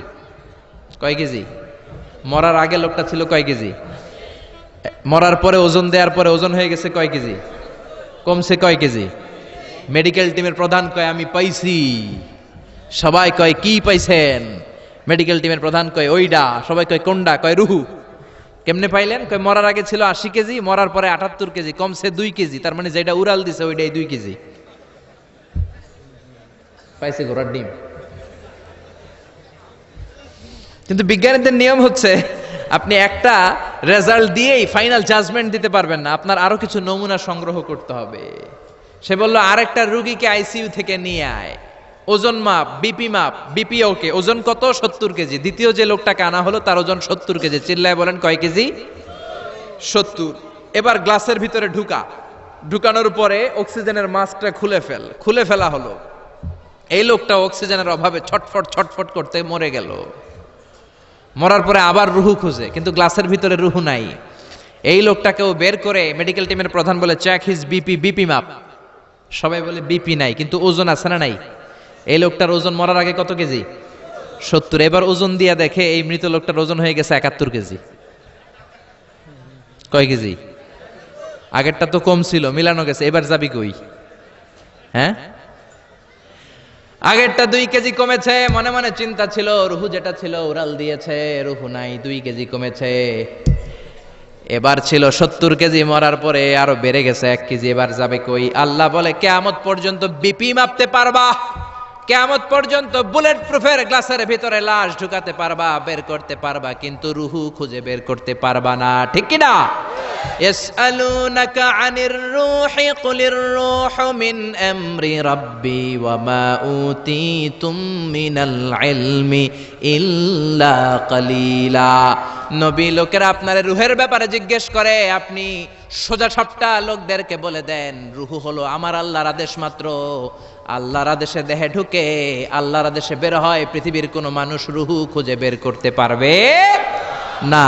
সে বের করতে পারে নাই, কারণ মানুষ মরে গেলে এক একজনের দেহের অবস্থা এক এক রকম। কারো হাতটা টাইট হয়ে যায়, খিচুনি দিয়ে দেহের সবকিছু জমাট বেঁধে যায়, ওজন কিছু বেড়ে যায়। আবার কারো দেহটা ফেসফেসে হয়ে যায়, দেহের পেটের ভেতরে যত গ্যাস ছিল এগুলো বের হয়ে দেহটা পাতলা হয়ে যায়। পাতলা হোক আর ভারী হোক, ওইটা মেজারমেন্ট করে রুহু খুঁজে বের করা যায় না। চিল্লায় বলেন ঠিক কিনা? আমরা বললাম আল্লাহ, বুঝলাম আপনি ক্ষমতার মালিক, আপনি রুহুর মালিক, আর কিসের মালিক বলেন? আল্লাহ বললেন আল্লাযী খালাকা সাবআ সামাওয়াতিন তিবাকা মা তারা ফি খালকির রহমানি মিন তাফাউত। ও গোলাম, আকাশের দিকে তাকা, মাথার উপরে তাকা, 7টা স্তরে আকাশটারে 7টা স্তরে বিন্যস্ত করে সাজিয়ে দিয়েছে কে? আবার আল্লাহ বললেন ওয়ালাকাদ যায়্যানাস সামাআদ দুনিয়া বিমাসাবিহা ওয়া জাআলনাহা রুজুমান লিশ-শায়াতিন। আমি এই পৃথিবীর কাছের আকাশটাকে, প্রথম আকাশটাকে চমৎকার চমৎকার তারা দিয়ে সুশোভিত করে দিয়েছি। সুবহানাল্লাহ। এই যে খালি চোখে উপরের দিকে যে আপনারা তাকান, তাকালে যেটা দেখা যায় এটা কি আকাশ? কথা বলেন না, এটা আকাশ না, এটা মহাশূন্য। এটা কি? জোরে বলেন, এটা কি? স্পেস, ফাদা। এটা মহাশূন্য। আপনি উপরের দিকে তাকালে যেটা দেখেন এটা প্রথম আকাশের মহাশূন্য। কথা খেয়াল করে বুঝতে হবে। তার অনেক অনেক উপরে প্রথম আকাশ, তারপরে দ্বিতীয় আকাশের মহাশূন্য, তারপরে দ্বিতীয় আকাশ, তারপরে তৃতীয় আকাশের মহাশূন্য, তারপরে তৃতীয় আকাশ, তারপরে চতুর্থ আকাশের মহাশূন্য, তারপরে চতুর্থ আকাশ। এভাবে একটার চেয়ে আরেকটা বড়। কত বড়? বিষ্ণু বললেন তোমার হাতের আংটিটা খুলে যদি সাহারা মরুভূমির উপরে ছুঁড়ে ফেলে দাও, সাহারা মরুভূমির তুলনায় তোমার হাতের আংটি যত ছোট, আল্লাহর দ্বিতীয় আসমানের তুলনায় আল্লাহর প্রথম আসমানটা ঠিক তত ছোট। সুবহানাল্লাহ। বাড়িতে যে বললেন একটার চেয়ে আরেকটা বড়। প্রথম আসমানের চেয়ে দ্বিতীয় আসমান বড়, দ্বিতীয় আসমানের চেয়ে তৃতীয় আসমান বড়, ওইটার চেয়ে চতুর্থ, পঞ্চম, ষষ্ঠ, সপ্তম ওইটা বড়, তার উপরে বর্ডার এলাকা সিদরাতুল মুনতাহা বড়, তার চেয়ে বড় হচ্ছে লাউহে মাহফুজ, তার চেয়ে বড় আল্লাহর আরশ, তার চেয়ে বড় আল্লাহর কুরসি, তার উপরে আল্লাহর ৭০,০০০ নূরের পর্দার প্রথম পর্দাটা মহাবিশ্বের সবকিছুর চাইতে বড়। আল্লাহর এই সৃষ্টির তুলনায় কত ক্ষুদ্র আমি, কত তুচ্ছ আমি, কত নগণ্য আমি। এই যে আড়াইবাড়ি দরবার, এটার কোন থানায় পড়েছে? কসবা। কসবা হচ্ছে ব্রাহ্মণবাড়িয়ার একটা থানা, তাই না? ব্রাহ্মণবাড়িয়া হচ্ছে বাংলাদেশের ৬৪টা জেলার একটা জেলা। এরকম ৬৪টা জেলা মিলে সুজলা সুফলা শস্য শ্যামলা ডিজিটাল বাংলাদেশ, ঠিক কিনা? আর এই ডিজিটাল বাংলাদেশ এই পৃথিবীর সবচেয়ে বড় দেশ নাকি? হ্যাঁ, তাহলে ছোট্ট সাইজের একটা দেশ। এই যে পাশের ভারত, এই ভারতও বাংলাদেশের চেয়ে ২০-২৫ গুণ বড়। কানাডা প্রায় ১০০ গুণ বড়, রাশিয়া প্রায় ১৫০ গুণ বড়। এরকম ২০০টা দেশ নিয়ে পৃথিবীর ৩০ ভাগ স্থল, বাকি ৭০ ভাগ শুধু হানি আর হানি। বুঝতে পারছেন? ৩০ ভাগ হচ্ছে স্থল, বাকি ৭০ ভাগ জল। এই পুরোটা মিলে আমাদের পৃথিবী। এই পৃথিবী হচ্ছে সৌরজগতের খুব ছোট্ট সাইজের একটা গ্রহ। সৌরজগৎ নিয়ে যাদের কিছু পড়াশোনা আছে তারা জানবেন, এই সৌরজগতের একটা ছোট্ট বালিকণার চেয়েও ছোট সাইজের একটা গ্রহ হচ্ছে পৃথিবী। এই সৌরজগতের যে গ্রহগুলো আছে, এমনও গ্রহ আছে যেগুলো পৃথিবীর চাইতে সাইজে অনেক বড়। বৃহস্পতি নামে একটা গ্রহ আছে, বিশাল বড় সাইজের গ্রহ। যেই সূর্যের আলো পেয়ে আমরা বেঁচে আছি, এই সূর্যটা পৃথিবী থেকে ১৩ লক্ষ গুণ বড়। সুবহানাল্লাহ। বাড়িতে যে দেখছেন, বাড়িতে যে বলতে বললে এদিকে বলে ফেলায়, আসতে বলতে বললে চিল্লায় বলে। ডিজিটাল সিস্টেম, সরকার ডিজিটাল, দেশ ডিজিটাল, বক্তা ডিজিটাল, শ্রোতাও ডিজিটাল। আশা করি মাইকটাও ডিজিটাল না? আলহামদুলিল্লাহ, ডিজিটাল হতে হবে। তো এই সূর্যটা পৃথিবী থেকে ১৩ লক্ষ গুণ বড়। কত লক্ষ? Can you imagine, can you guess? এটা কি আপনি কল্পনা করতে পারেন? ১৩ লক্ষ পৃথিবী সূর্যের মধ্যে রাখার জায়গা করে দিয়েছে কে? সূর্য কি পৃথিবী থেকে মাত্র ১৩ গুণ বড়? ১৩০০ গুণ, ১৩,০০০ গুণ, ১৩ লক্ষ গুণ। তার মানে কি সূর্যই মহাবিশ্বের সবচেয়ে বড় গ্রহ, বড় তারা? না। ব্যাটেল জিউস নামে একটা তারা আছে, যে সূর্য পৃথিবী থেকে ১৩ লক্ষ গুণ বড়। ওই ব্যাটেল জিউস তারা আবার ওই সূর্যের চেয়ে ৩৩ কোটি গুণ বড়। তার মানে ব্যাটেল জিউস তারাই মহাবিশ্বের সবচেয়ে বড় তারা? না। ব্যাটেল জিউসের চেয়েও যে কত বড় তারা আছে তার কোনো ইয়ত্তা নাই। এরকম lakh lakh, million, billion, trillion, zillion, fillion, octillion, কত অক্ট্রিলিয়ন তারা যে আমাদের গ্যালাক্সি মিল্কি ওয়েতে আছে, ইউনাইটেড স্টেটস অফ আমেরিকার নাসার বিজ্ঞানীরা আজও হদিস করতে পারে নাই। চিল্লায় কোন আল্লাহু আকবার। সূর্যের পরে পৃথিবীর সবচেয়ে কাছের তারার নাম হচ্ছে প্রক্সিমা সেন্টরাই। তারপরে আলফা সেন্ট্রাই এ, আলফা সেন্ট্রাই বি, ইটা ক্যারিনা, ব্যাটেল জিউস, একটার চেয়ে আরেকটা বড়। আসেন এই শীতের রাতে আমরা সূর্যের পরে পৃথিবীর সবচেয়ে কাছের যেই তারা প্রক্সিমা সেন্ট্রাই, এই শীতকালের একটা পিকনিক করে আসি ওখান থেকে। প্রক্সিমা সেন্ট্রাইতে আমরা পিকনিক করতে যাব, যাবেন? ওখানে যদি আমরা শীতকালীন পিকনিক করতে যাই তাহলে আমাদের কত সময় লাগবে ছোট্ট একটা আইডিয়া দেই। তো আমরা যে পিকনিকে যাব, যারা যারা হাত তোলেন, কিভাবে যাইবেন? গাড়িতে? কেন? প্লেনে? রকেটে? হ্যাঁ, রকেটে যাইতে হবে, প্লেনে যাওয়া যাবে না। কারণ বর্তমান বিশ্বে সবচেয়ে দ্রুতগামী যে প্যাসেঞ্জার প্লেন আবিষ্কার হয়েছে এটার নাম হচ্ছে বোম সুপারসনিক। কি নাম? Bomb supersonic. Bomb bomb Afridi না, আবার বোম সুপারসনিক। এটা ঘন্টায় চলে 1300 কিলোমিটার বেগে। এটা দিয়েও যাওয়া যাবে না, কারণ কোনো প্যাসেঞ্জার বিমান দিয়ে এই যে মাধ্যাকর্ষণ শক্তি এটাকে ডিঙানো যায় না। আমাদেরকে যেতে হবে রকেট দিয়ে। কোন রকেট দিয়ে যাব? যেই রকেট দিয়ে নীল আর্মস্ট্রং, এডউইন অলড্রিন আর মাইকেল কলিন্স 1969-এ চাঁদে নেমেছিল। ওই রকেটটার নাম হচ্ছে অ্যাপোলো 11। যারা যারা হাত তুলছেন একটু নামটা মুখস্থ রাখেন, অ্যাপোলো 11। তা না হলে আপনি ঘুরে আসলে লোকেরা জিজ্ঞেস করতে পারে কোন রকেটে গেছিলেন, তখন বলতে হবে না অ্যাপোলো 11-এ গেছিলাম। তো ঠিক আছে, যারা যারা হাত তুললেন তারা আর আমি এখন পৃথিবী থেকে সবচেয়ে কাছের যে তারাটা প্রক্সিমা সেন্ট্রাই তার নাম, ওইখানে পিকনিকে যাব। তো এই যে রকেটটা দিয়ে যাব অ্যাপোলো 11, এটা কত দ্রুত চলে এটা আগে শোনেন। এই অ্যাপোলো 11 সেকেন্ডে চলে 11 কিলোমিটার বেগে, মিনিটে চলে 660 কিলোমিটার বেগে, আর ঘন্টায় চলে 39,000 কিলোমিটার বেগে। সুবহানাল্লাহ, মজা করে কইতে পারলেন না?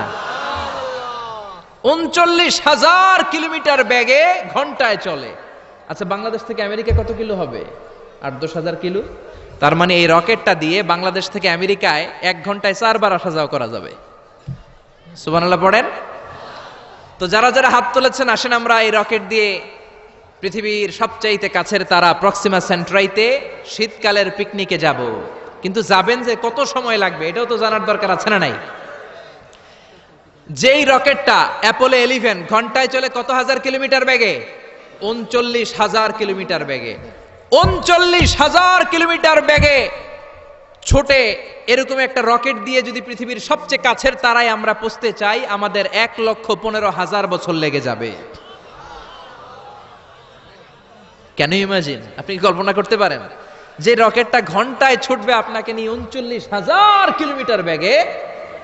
ওই রকেটটা দিয়ে পৃথিবীর সবচেয়ে কাছের যে তারাটা ওইটাতে পৌঁছতে আমাদের 1,15,000 বছর লেগে যাবে। তার মানে আল্লাহ যদি বলে যা আজারি কি আর করবি, তোর যখন এত শখ হয়েছে, যারা যারা হাত তুলছে তোরে আর ওদেরকে আমি 1,15,000 বছর হায়াত দিয়ে দিলাম। তা আমরা যদি যাইতে শুরু করি, বাকি যারা হাত তোলে নাই এরা মরে ভূত হয়ে যাবে। শুধু এরা না, এদের নাতিপুতিও মরে শেষ, আমাদের নাতিপুতিও শেষ। সবাই মরতে মরতে মরতে মরতে 6,000 প্রজন্ম, 6,000 জেনারেশন যখন মরে ভূত হয়ে যাবে, তখন আমাদের ওই তারার মধ্যে নামার সময় হবে। সুবহানাল্লাহ কইবেন না? গ্রিক সভ্যতার সময়কালে গ্রিকদের একটা সভ্যতা আছে, নাম শুনছেন না? গ্রিক সভ্যতা, মিশরীয় সভ্যতা, মেসোপটেমিয়াম সভ্যতা, ইনকা সভ্যতা, মহেঞ্জোদারো সভ্যতা, চিচেন ইৎজা সভ্যতা।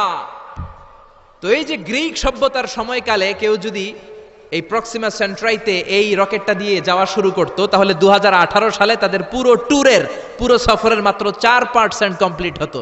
96% ট্যুর তখনও বাকি থেকে যেত। চিল্লায় পড়েন আল্লাহু আকবার। ওই আল্লাহ ডেকে বললেন, গোলাম ওয়ালাকাদ যায়্যানাস সামাআদ দুনিয়া বিমাসাবিহা ওয়া জাআলনাহা রুজুমান লিশ-শায়াতিন। এরকম বিশাল বিশাল তারকারাজি দিয়ে, তারা দিয়ে প্রথম আকাশটাকে আমি আল্লাহ সুশোভিত করে দিয়েছি। পড়েন সুবহানাল্লাহ। তো এরকম তারা কি মহাশূন্যে শুধু একটা আছে? কত হাজার আছে কেউ জানে না। চিল্লায় বলেন ঠিক কিনা? সূরাতুল মুলক অনেক লম্বা, তো আমি হাইলাইটেড জায়গাগুলো নিয়ে আপনাদের সাথে কথা বলি। এরপরে রাব্বুল আলামিন প্রথম রুকুর শেষের দিকে বললেন, ওয়া আসিররু কাওলাকুম আও ইজহারু বিহি ইন্নাহু আলিমুম বিযাতিস সুদূর। ও গোলাম, তোমরা আস্তে কোনো কথা বলো, প্রকাশ্যে বলো কিংবা গোপনে বলো, কেউ শোনে না, শোনে কে? চিল্লায় বলেন, কেউ যেটা দেখে না দেখে কে? কেউ যেটা শোনে না শোনে কে? দুনিয়ার সবার চোখ আপনি ফাঁকি দিতে পারবেন, আমার আল্লাহর চোখ ফাঁকি দেয়া যাবে নাকি?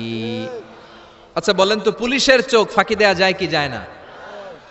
র্যাবের চোখ, বিমানবন্দরে কাস্টমস অফিসারের চোখ, দুর্নীতি দমন কমিশনের অফিসারের চোখ, পরীক্ষার হলে ম্যাজিস্ট্রেটের চোখ, কিন্তু আমার আল্লাহর চোখ ফাঁকি দেয়া যায়?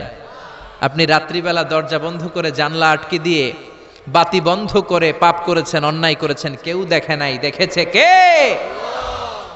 এরপরে আল্লাহ বললেন, আওয়ালাম ইয়ারাউ ইলা তাইরি ফাওকাহুম সাফাতিন ওয়া ইয়াকবিদনা মা ইউমসিকুহুন্না ইল্লার রাহমান ইন্নাহু বিকুল্লি শাইইম বাসীর। আল্লাহ ডেকে বললেন, গোলাম ওরা কি পাখির দিকে তাকায় না? আওয়ালাম ইয়ারাউ ইলা তাইর, ওরা কি পাখির দিকে নজর করে না? ফাওকাহুম সাফাতিন ওয়া ইয়াকবিদ, যেই পাখিগুলো ওদের মাথার উপর দিয়ে উড়ে বেড়ায়, যেই পাখিগুলো ওদের মাথার উপরে ডানাগুলো মেলে দেয়, আবার ডানাগুলো ঝাপটে জমিনের মধ্যে নেমে আসে, ওরা কি পাখির দিকে তাকায় না? কেউ যদি পাখি নিয়ে গবেষণা করে সে নাস্তিক হতে পারে। আপনি যদি পাখি নিয়ে রিসার্চ করেন আপনি নাস্তিক হতে পারবেন না। এজন্য আল্লাহ তাআলা পবিত্র আল কোরআন আল কারীমের অনেক জায়গায় পাখির কথা বললেন, পাখি দিয়ে আল্লাহ দৃষ্টান্ত দিলেন। সুলাইমান আলাইহিস সালামকে আল্লাহ তাআলা একটা স্পেশাল পাখি দিলেন, ওটার নাম হচ্ছে হুদহুদ। 1000 মিটার উপর থেকেও তার এই পাখির চোখে মেগাপিক্সেল এত বেশি ছিল, জমিনের দিকে নজর করেই জমিনের কত ফুট নিচে মিষ্টি পানি আছে এই পানির সন্ধান সে সুলাইমান নবীকে দিয়ে দিত। সুবহানাল্লাহ পড়েন। কত কিসিমের, কত ধরনের, কত রং বেরঙের পাখি যে আল্লাহ পৃথিবীতে বানিয়েছেন তার কোনো ইয়ত্তা নেই। হামিং বার্ড নামে একটা পাখি আছে, নর্থ আমেরিকাতে পাওয়া যায়, পৃথিবীর সবচেয়ে ছোট্ট সাইজের পাখি। এটা যখন প্রাপ্ত বয়সে পৌঁছে এই পাখিটার সাইজ হয় মাত্র 3 ইঞ্চি। কয় ইঞ্চি? পৃথিবীর সব পাখি সামনের দিকে উড়ে, আর এই হামিং বার্ড সামনেও যেমনি উড়ে পিছনের দিকে উঠতে পারে। সুবহানাল্লাহ কইলেন না? এই পাখিটা প্রতি সেকেন্ডে তার পাখা ঝাপটায় 80 বার। কয়বার? আমি আপনি আমাদের হাতগুলো 1 সেকেন্ডে ঝাপটাতে পারবো কয়বার? 4 বার, সবচেয়ে বেশি হলে 5 বার। আর এই পাখিটা প্রতি সেকেন্ডে তার ডানা ঝাপটায় 80 বার। চিল্লায় এখন সুবহানাল্লাহ। আলপিন সুইফট নামে একটা পাখি আছে, সাউথ ইউরোপের আল্পস পর্বতমালার পাশে এই পাখিগুলো পাওয়া যায়। গোটা বিশ্বে এটাকে সুইফট বার্ড বলে, সুইফট বার্ড। এই সুইফট বার্ড একবার শূন্যে উড়াল দেওয়া শুরু করলে 8 মাস উড়ন্ত অবস্থায় থাকতে পারে। আবার কোনো প্রয়োজনে পৃথিবীতে নেমে আসে, আবার উড়াল দিলে আবার 8 মাস, আবার নেমে আসে, আবার উড়াল দিলে আবার 8 মাস। সুবহানাল্লাহ পড়েন।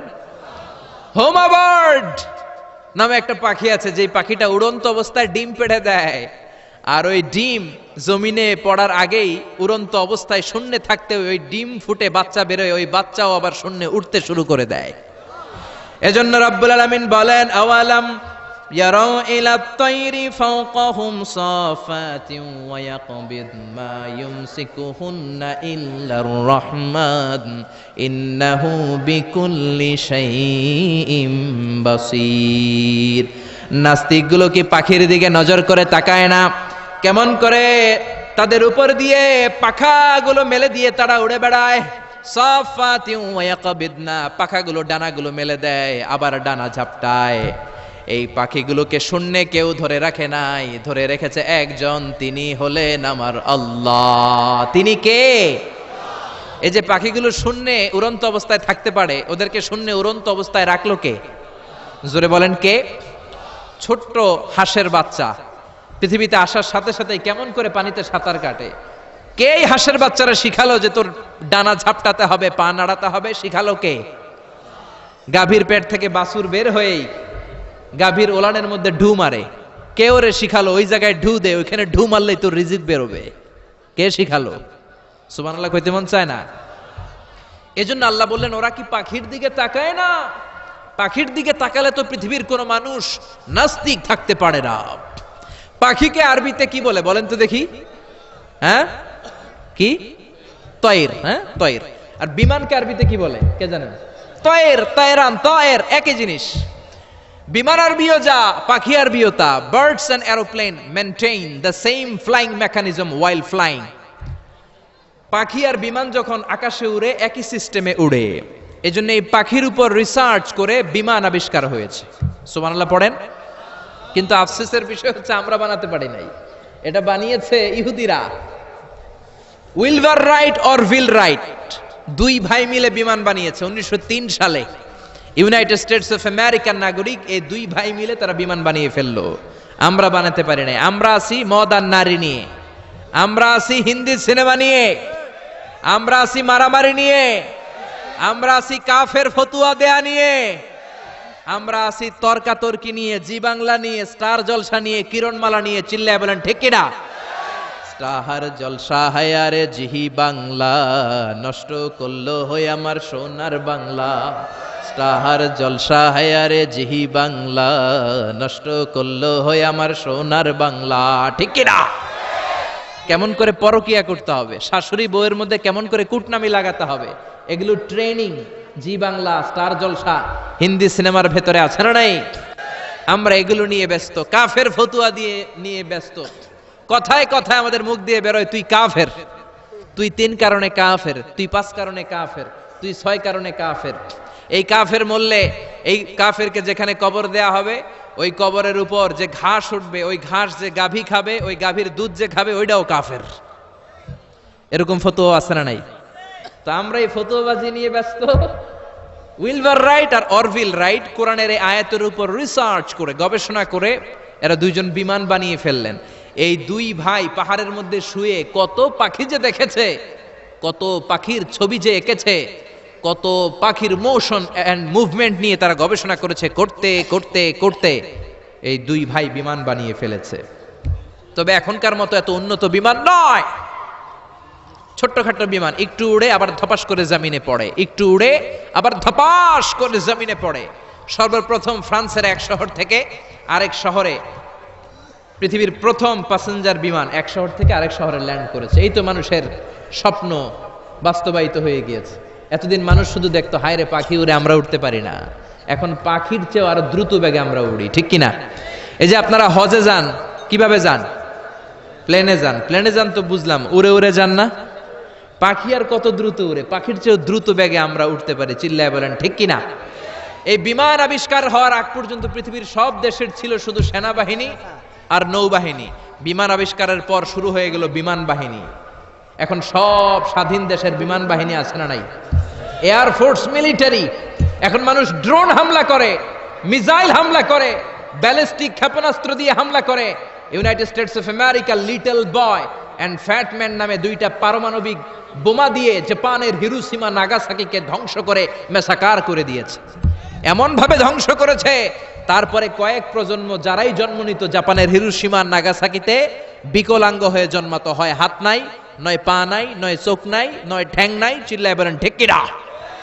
এজন্য আল্লাহ বললেন, গোলাম আওয়ালাম ইয়ারাউ ইলাত তাইরি ফাওকাহুম সাফাতিন ওয়া ইয়াকবিদ মা ইউমসিকুহুন্না ইল্লার রহমান ইন্নাহু বিকুল্লি শাইইন বাসীর। এই পৃথিবীর স্বঘোষিত নাস্তিকগুলা কি পাখির দিকে নজর করে তাকায় না?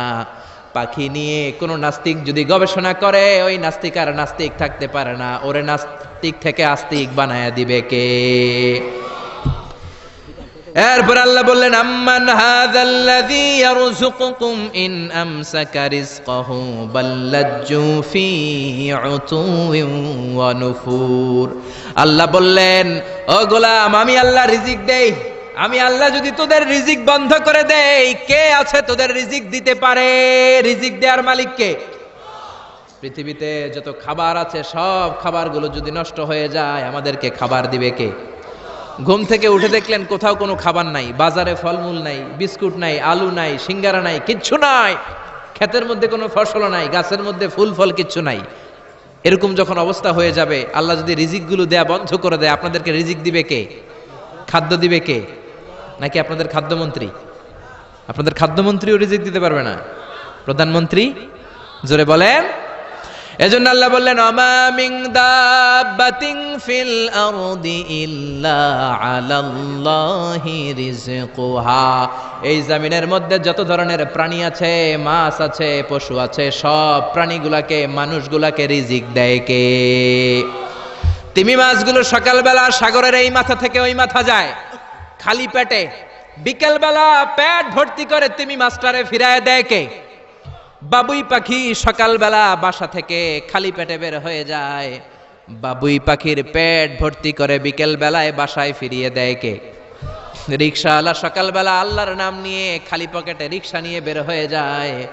বিকেল বেলা রিকশাওয়ালার পকেট ভর্তি করে রিকশাওয়ালাকে বাড়িতে ফিরায় দেয় কে? এজন্য রিজিক দেওয়ার মালিক একজন, তিনি কে?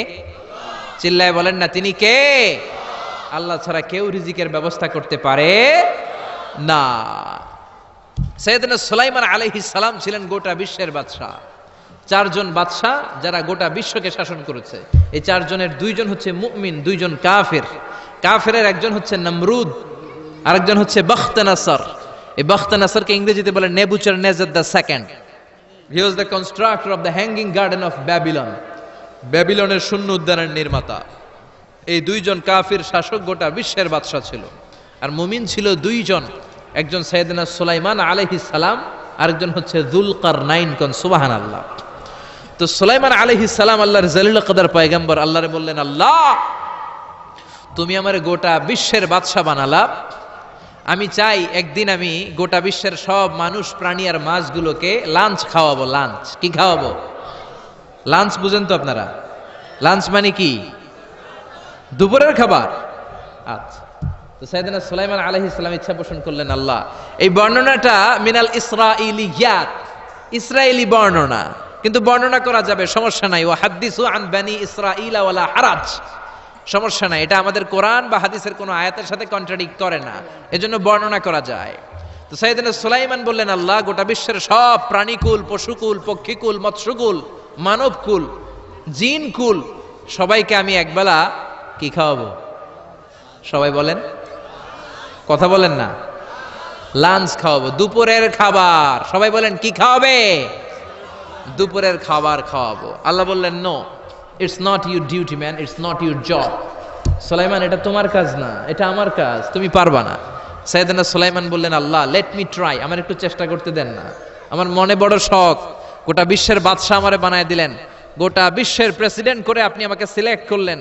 আমি যদি একবেলা সবারে মেহমানদারি করাইতে পারতাম, আমার কলিজাটা ঠান্ডা হয়ে যেত। সুলাইমান আলাইহিস সালামও জোরাজুরি করতে শুরু করলেন, আল্লাহও রাজি হয় না, সুলাইমান নবীও ছাড়েন না। পরে সুলাইমান আলাইহিস সালামের জোরাজুরির কারণে আল্লাহ বললেন, ওকে ট্রাই করে দেখো পারো কিনা। সাইয়েদনা সুলাইমান আলাইহিস সালামের অনুসারী ছিল জিনেরা। জিনেরা ওনার কথা শুনতো, সব জিনদেরকে নিয়ে বসালো, জিনদের সাথে গোল টেবিল বৈঠক। জিনের বাদশারে বলল, জিনের বাদশা, আমি গোটা বিশ্বের সব মানুষগুলোকে একদিন দুপুরের খাবার খাওয়াবো। যাও সাগরের পাড়ে 40 কিলোমিটার জায়গার মধ্যে খাবারের আয়োজন করো।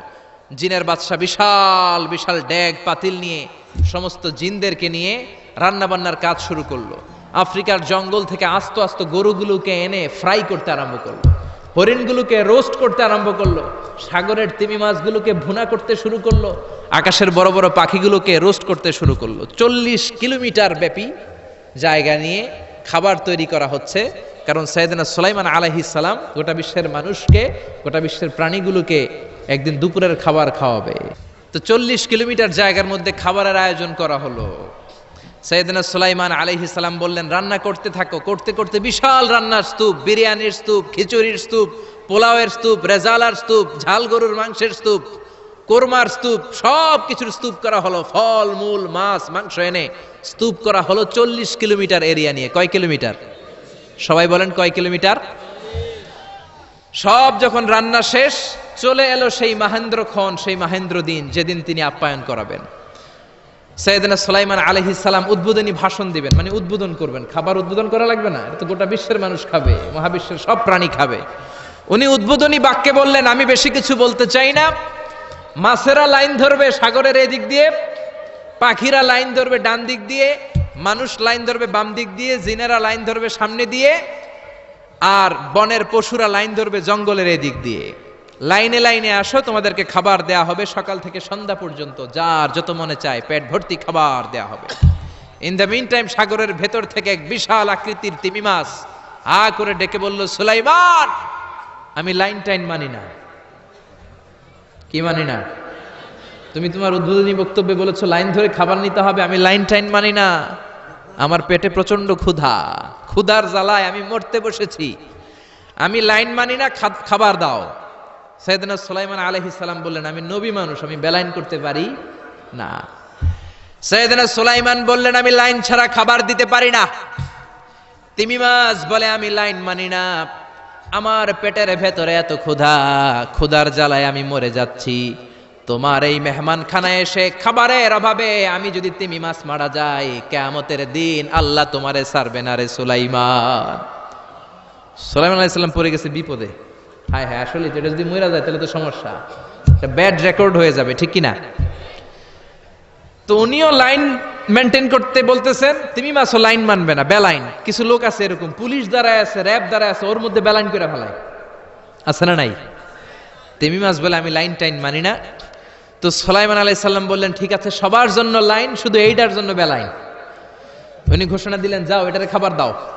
তো তিমি মাছ বলল, সুলাইমান, আমি এই যে আমার মুখটাকে, বিশাল মুখটাকে হা করে রেখেছি, আমার মুখের ভেতরে জিনদেরকে বলো খাবার ঢুকায় দিতে, যতক্ষণ না আমার পেট ভরবে আমি হা করে থাকবো, চিল্লায় কোন আল্লাহু আকবার। সাইয়েদনা সুলাইমান আলাইহিস সালাম ভাবলেন, বিশাল একটা আস্ত গরুর রোস্ট যদি ঢুকায় দেয় তাইলেই তো শেষ, কেল্লা ফতে, ঠিক কিনা? সাইয়েদনা সুলাইমান বললেন, যাও আফ্রিকার জঙ্গলের যে গরুগুলো রোস্ট করেছো, একটা রোস্ট এই তিমি মাছের পেটের ভেতরে ঢুকিয়ে দাও। জিনের বাদশা যে রোস্ট ঢুকায় দিছে, ওইটা হা করেই আছে। সাইয়েদনা সুলাইমান বললেন, কয়েকটা খাসি মেরে দাও। খাসি মেরে দেয়া হলো, এটা হা করে আছে। কয়েক বস্তা বিরিয়ানি মেরে দাও, মেরে দেয়া হলো। বললো আরো 10টা গরু ঢুকায় দাও, হা করে আছে। আরো 50টা খাসি ঢুকায় দাও, হা করে আছে। আরো কয়েক হাজার তিমি মাছ রোস্ট করে ঢুকায় দাও, ঢুকায় দিতেছে। খাবার যত আছে দিতে শুরু করলো। ইন দ্য মিন টাইম 1 কিলোমিটারের খাবার শেষ। সুবহানাল্লাহ কইবেন না? তিমি মাছ বিশাল বড় হা করে বসে আছে সাগরে। জিনের বাদশা খাবার দিতে লাগলো। 1 কিলোমিটার শেষ, 5 কিলোমিটার শেষ, 10 কিলোমিটার শেষ, 20 কিলোমিটার শেষ, 30 কিলোমিটার শেষ, 40 কিলোমিটার শেষ। এখনো তিমি মাছের মুখ হা করা আছে না নাই? সাইয়েদনা সুলাইমান সিজদায় পড়ে গেলেন, আল্লাহর ডেকে বললেন, মাবুদ রে, আমি বুঝতে পারি না আসলে রিজিক দেওয়ার মালিক আমরা না, গোটা বিশ্বের সবাইকে খাওয়ানোর ক্ষমতা আমার নাই, রিজিকের মালিক একজন, তিনি কে?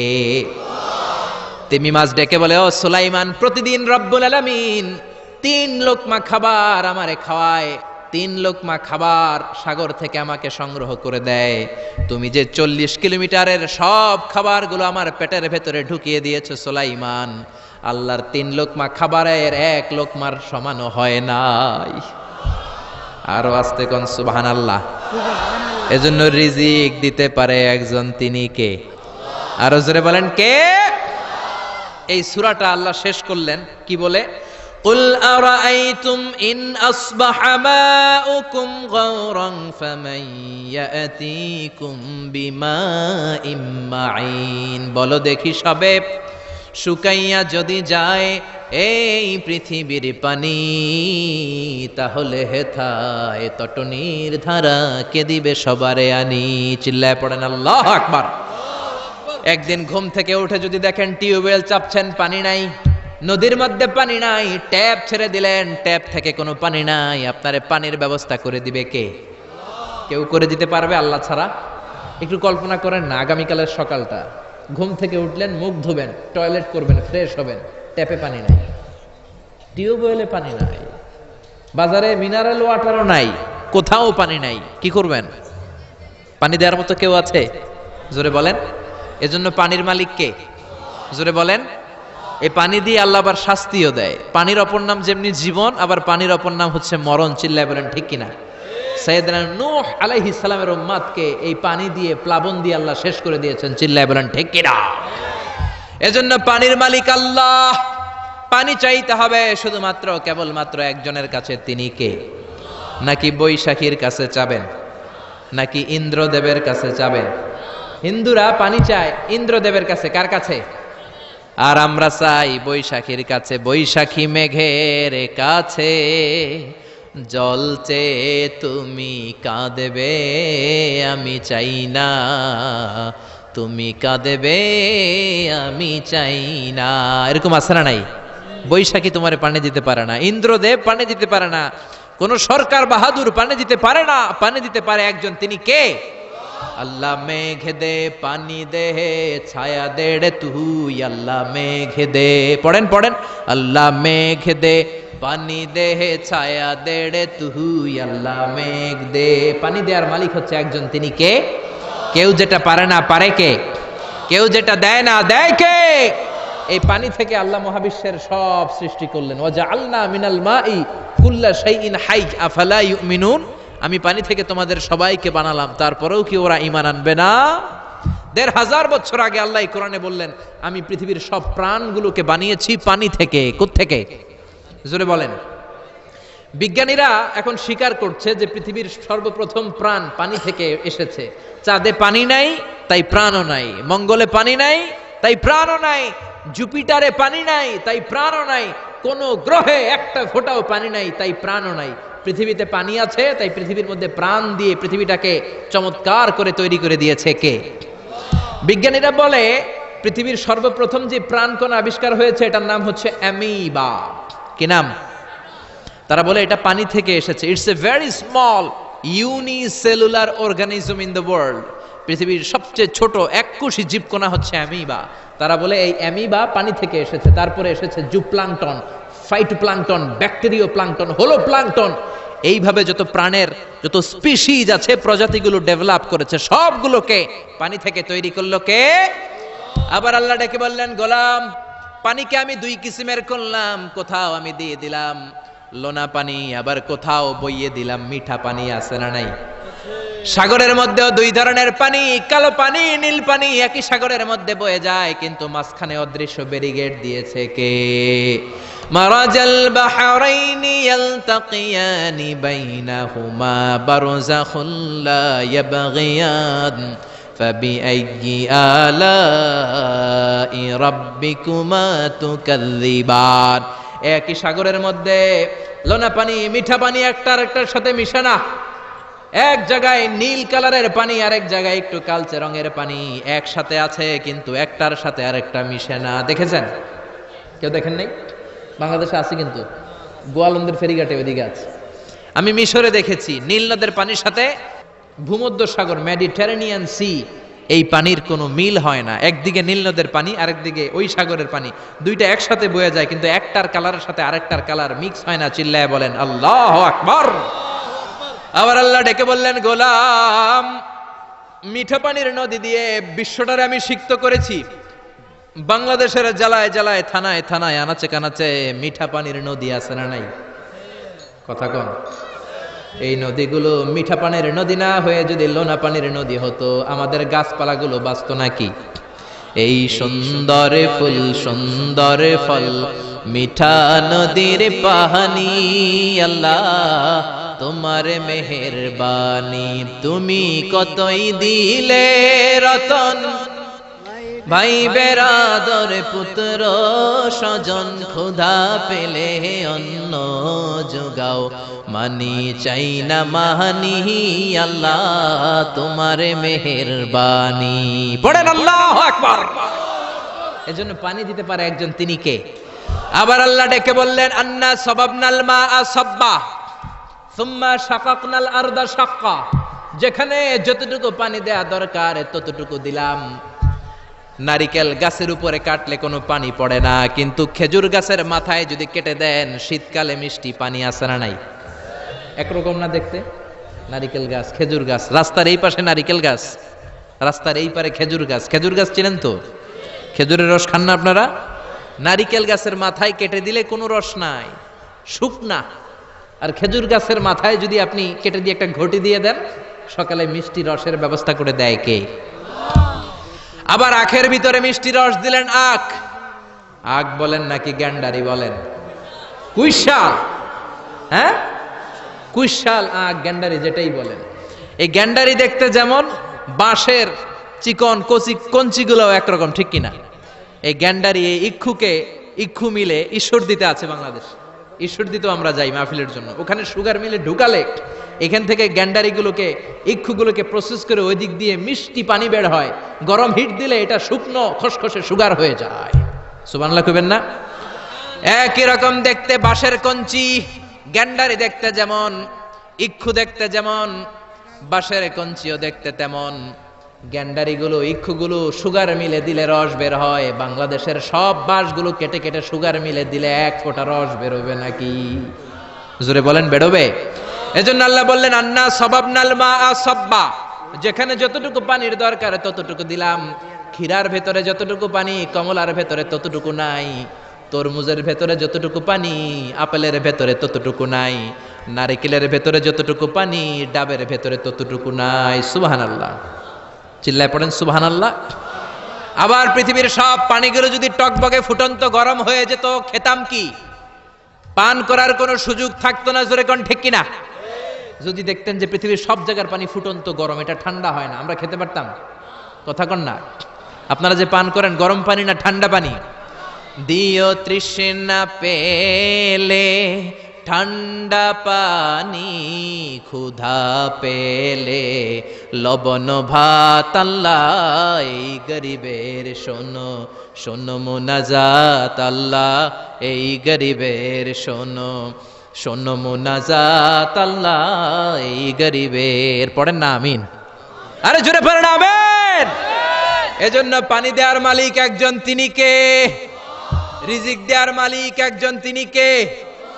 সকল ক্ষমতার মালিক একজন, তিনি কে? এজন্য চাইতে হবে কার কাছে? জিকির করবেন কার? সেজদা দিবেন কারে? আরো জোরে বলেন কাকে? এটাই হচ্ছে সূরাতুল মুলকের শিক্ষা। দ্য সেন্ট্রাল থিম অফ সূরাতুল মুলক, দ্য সাবজেক্ট ম্যাটার অফ সূরাতুল মুলক। সূরাতুল মুলকের কেন্দ্রীয় আলোচ্য বিষয় হচ্ছে আমাদের কোনো ক্ষমতা নাই, আমরা নকল ক্ষমতার মালিক, আসল ক্ষমতার মালিক একজন, তিনি কে?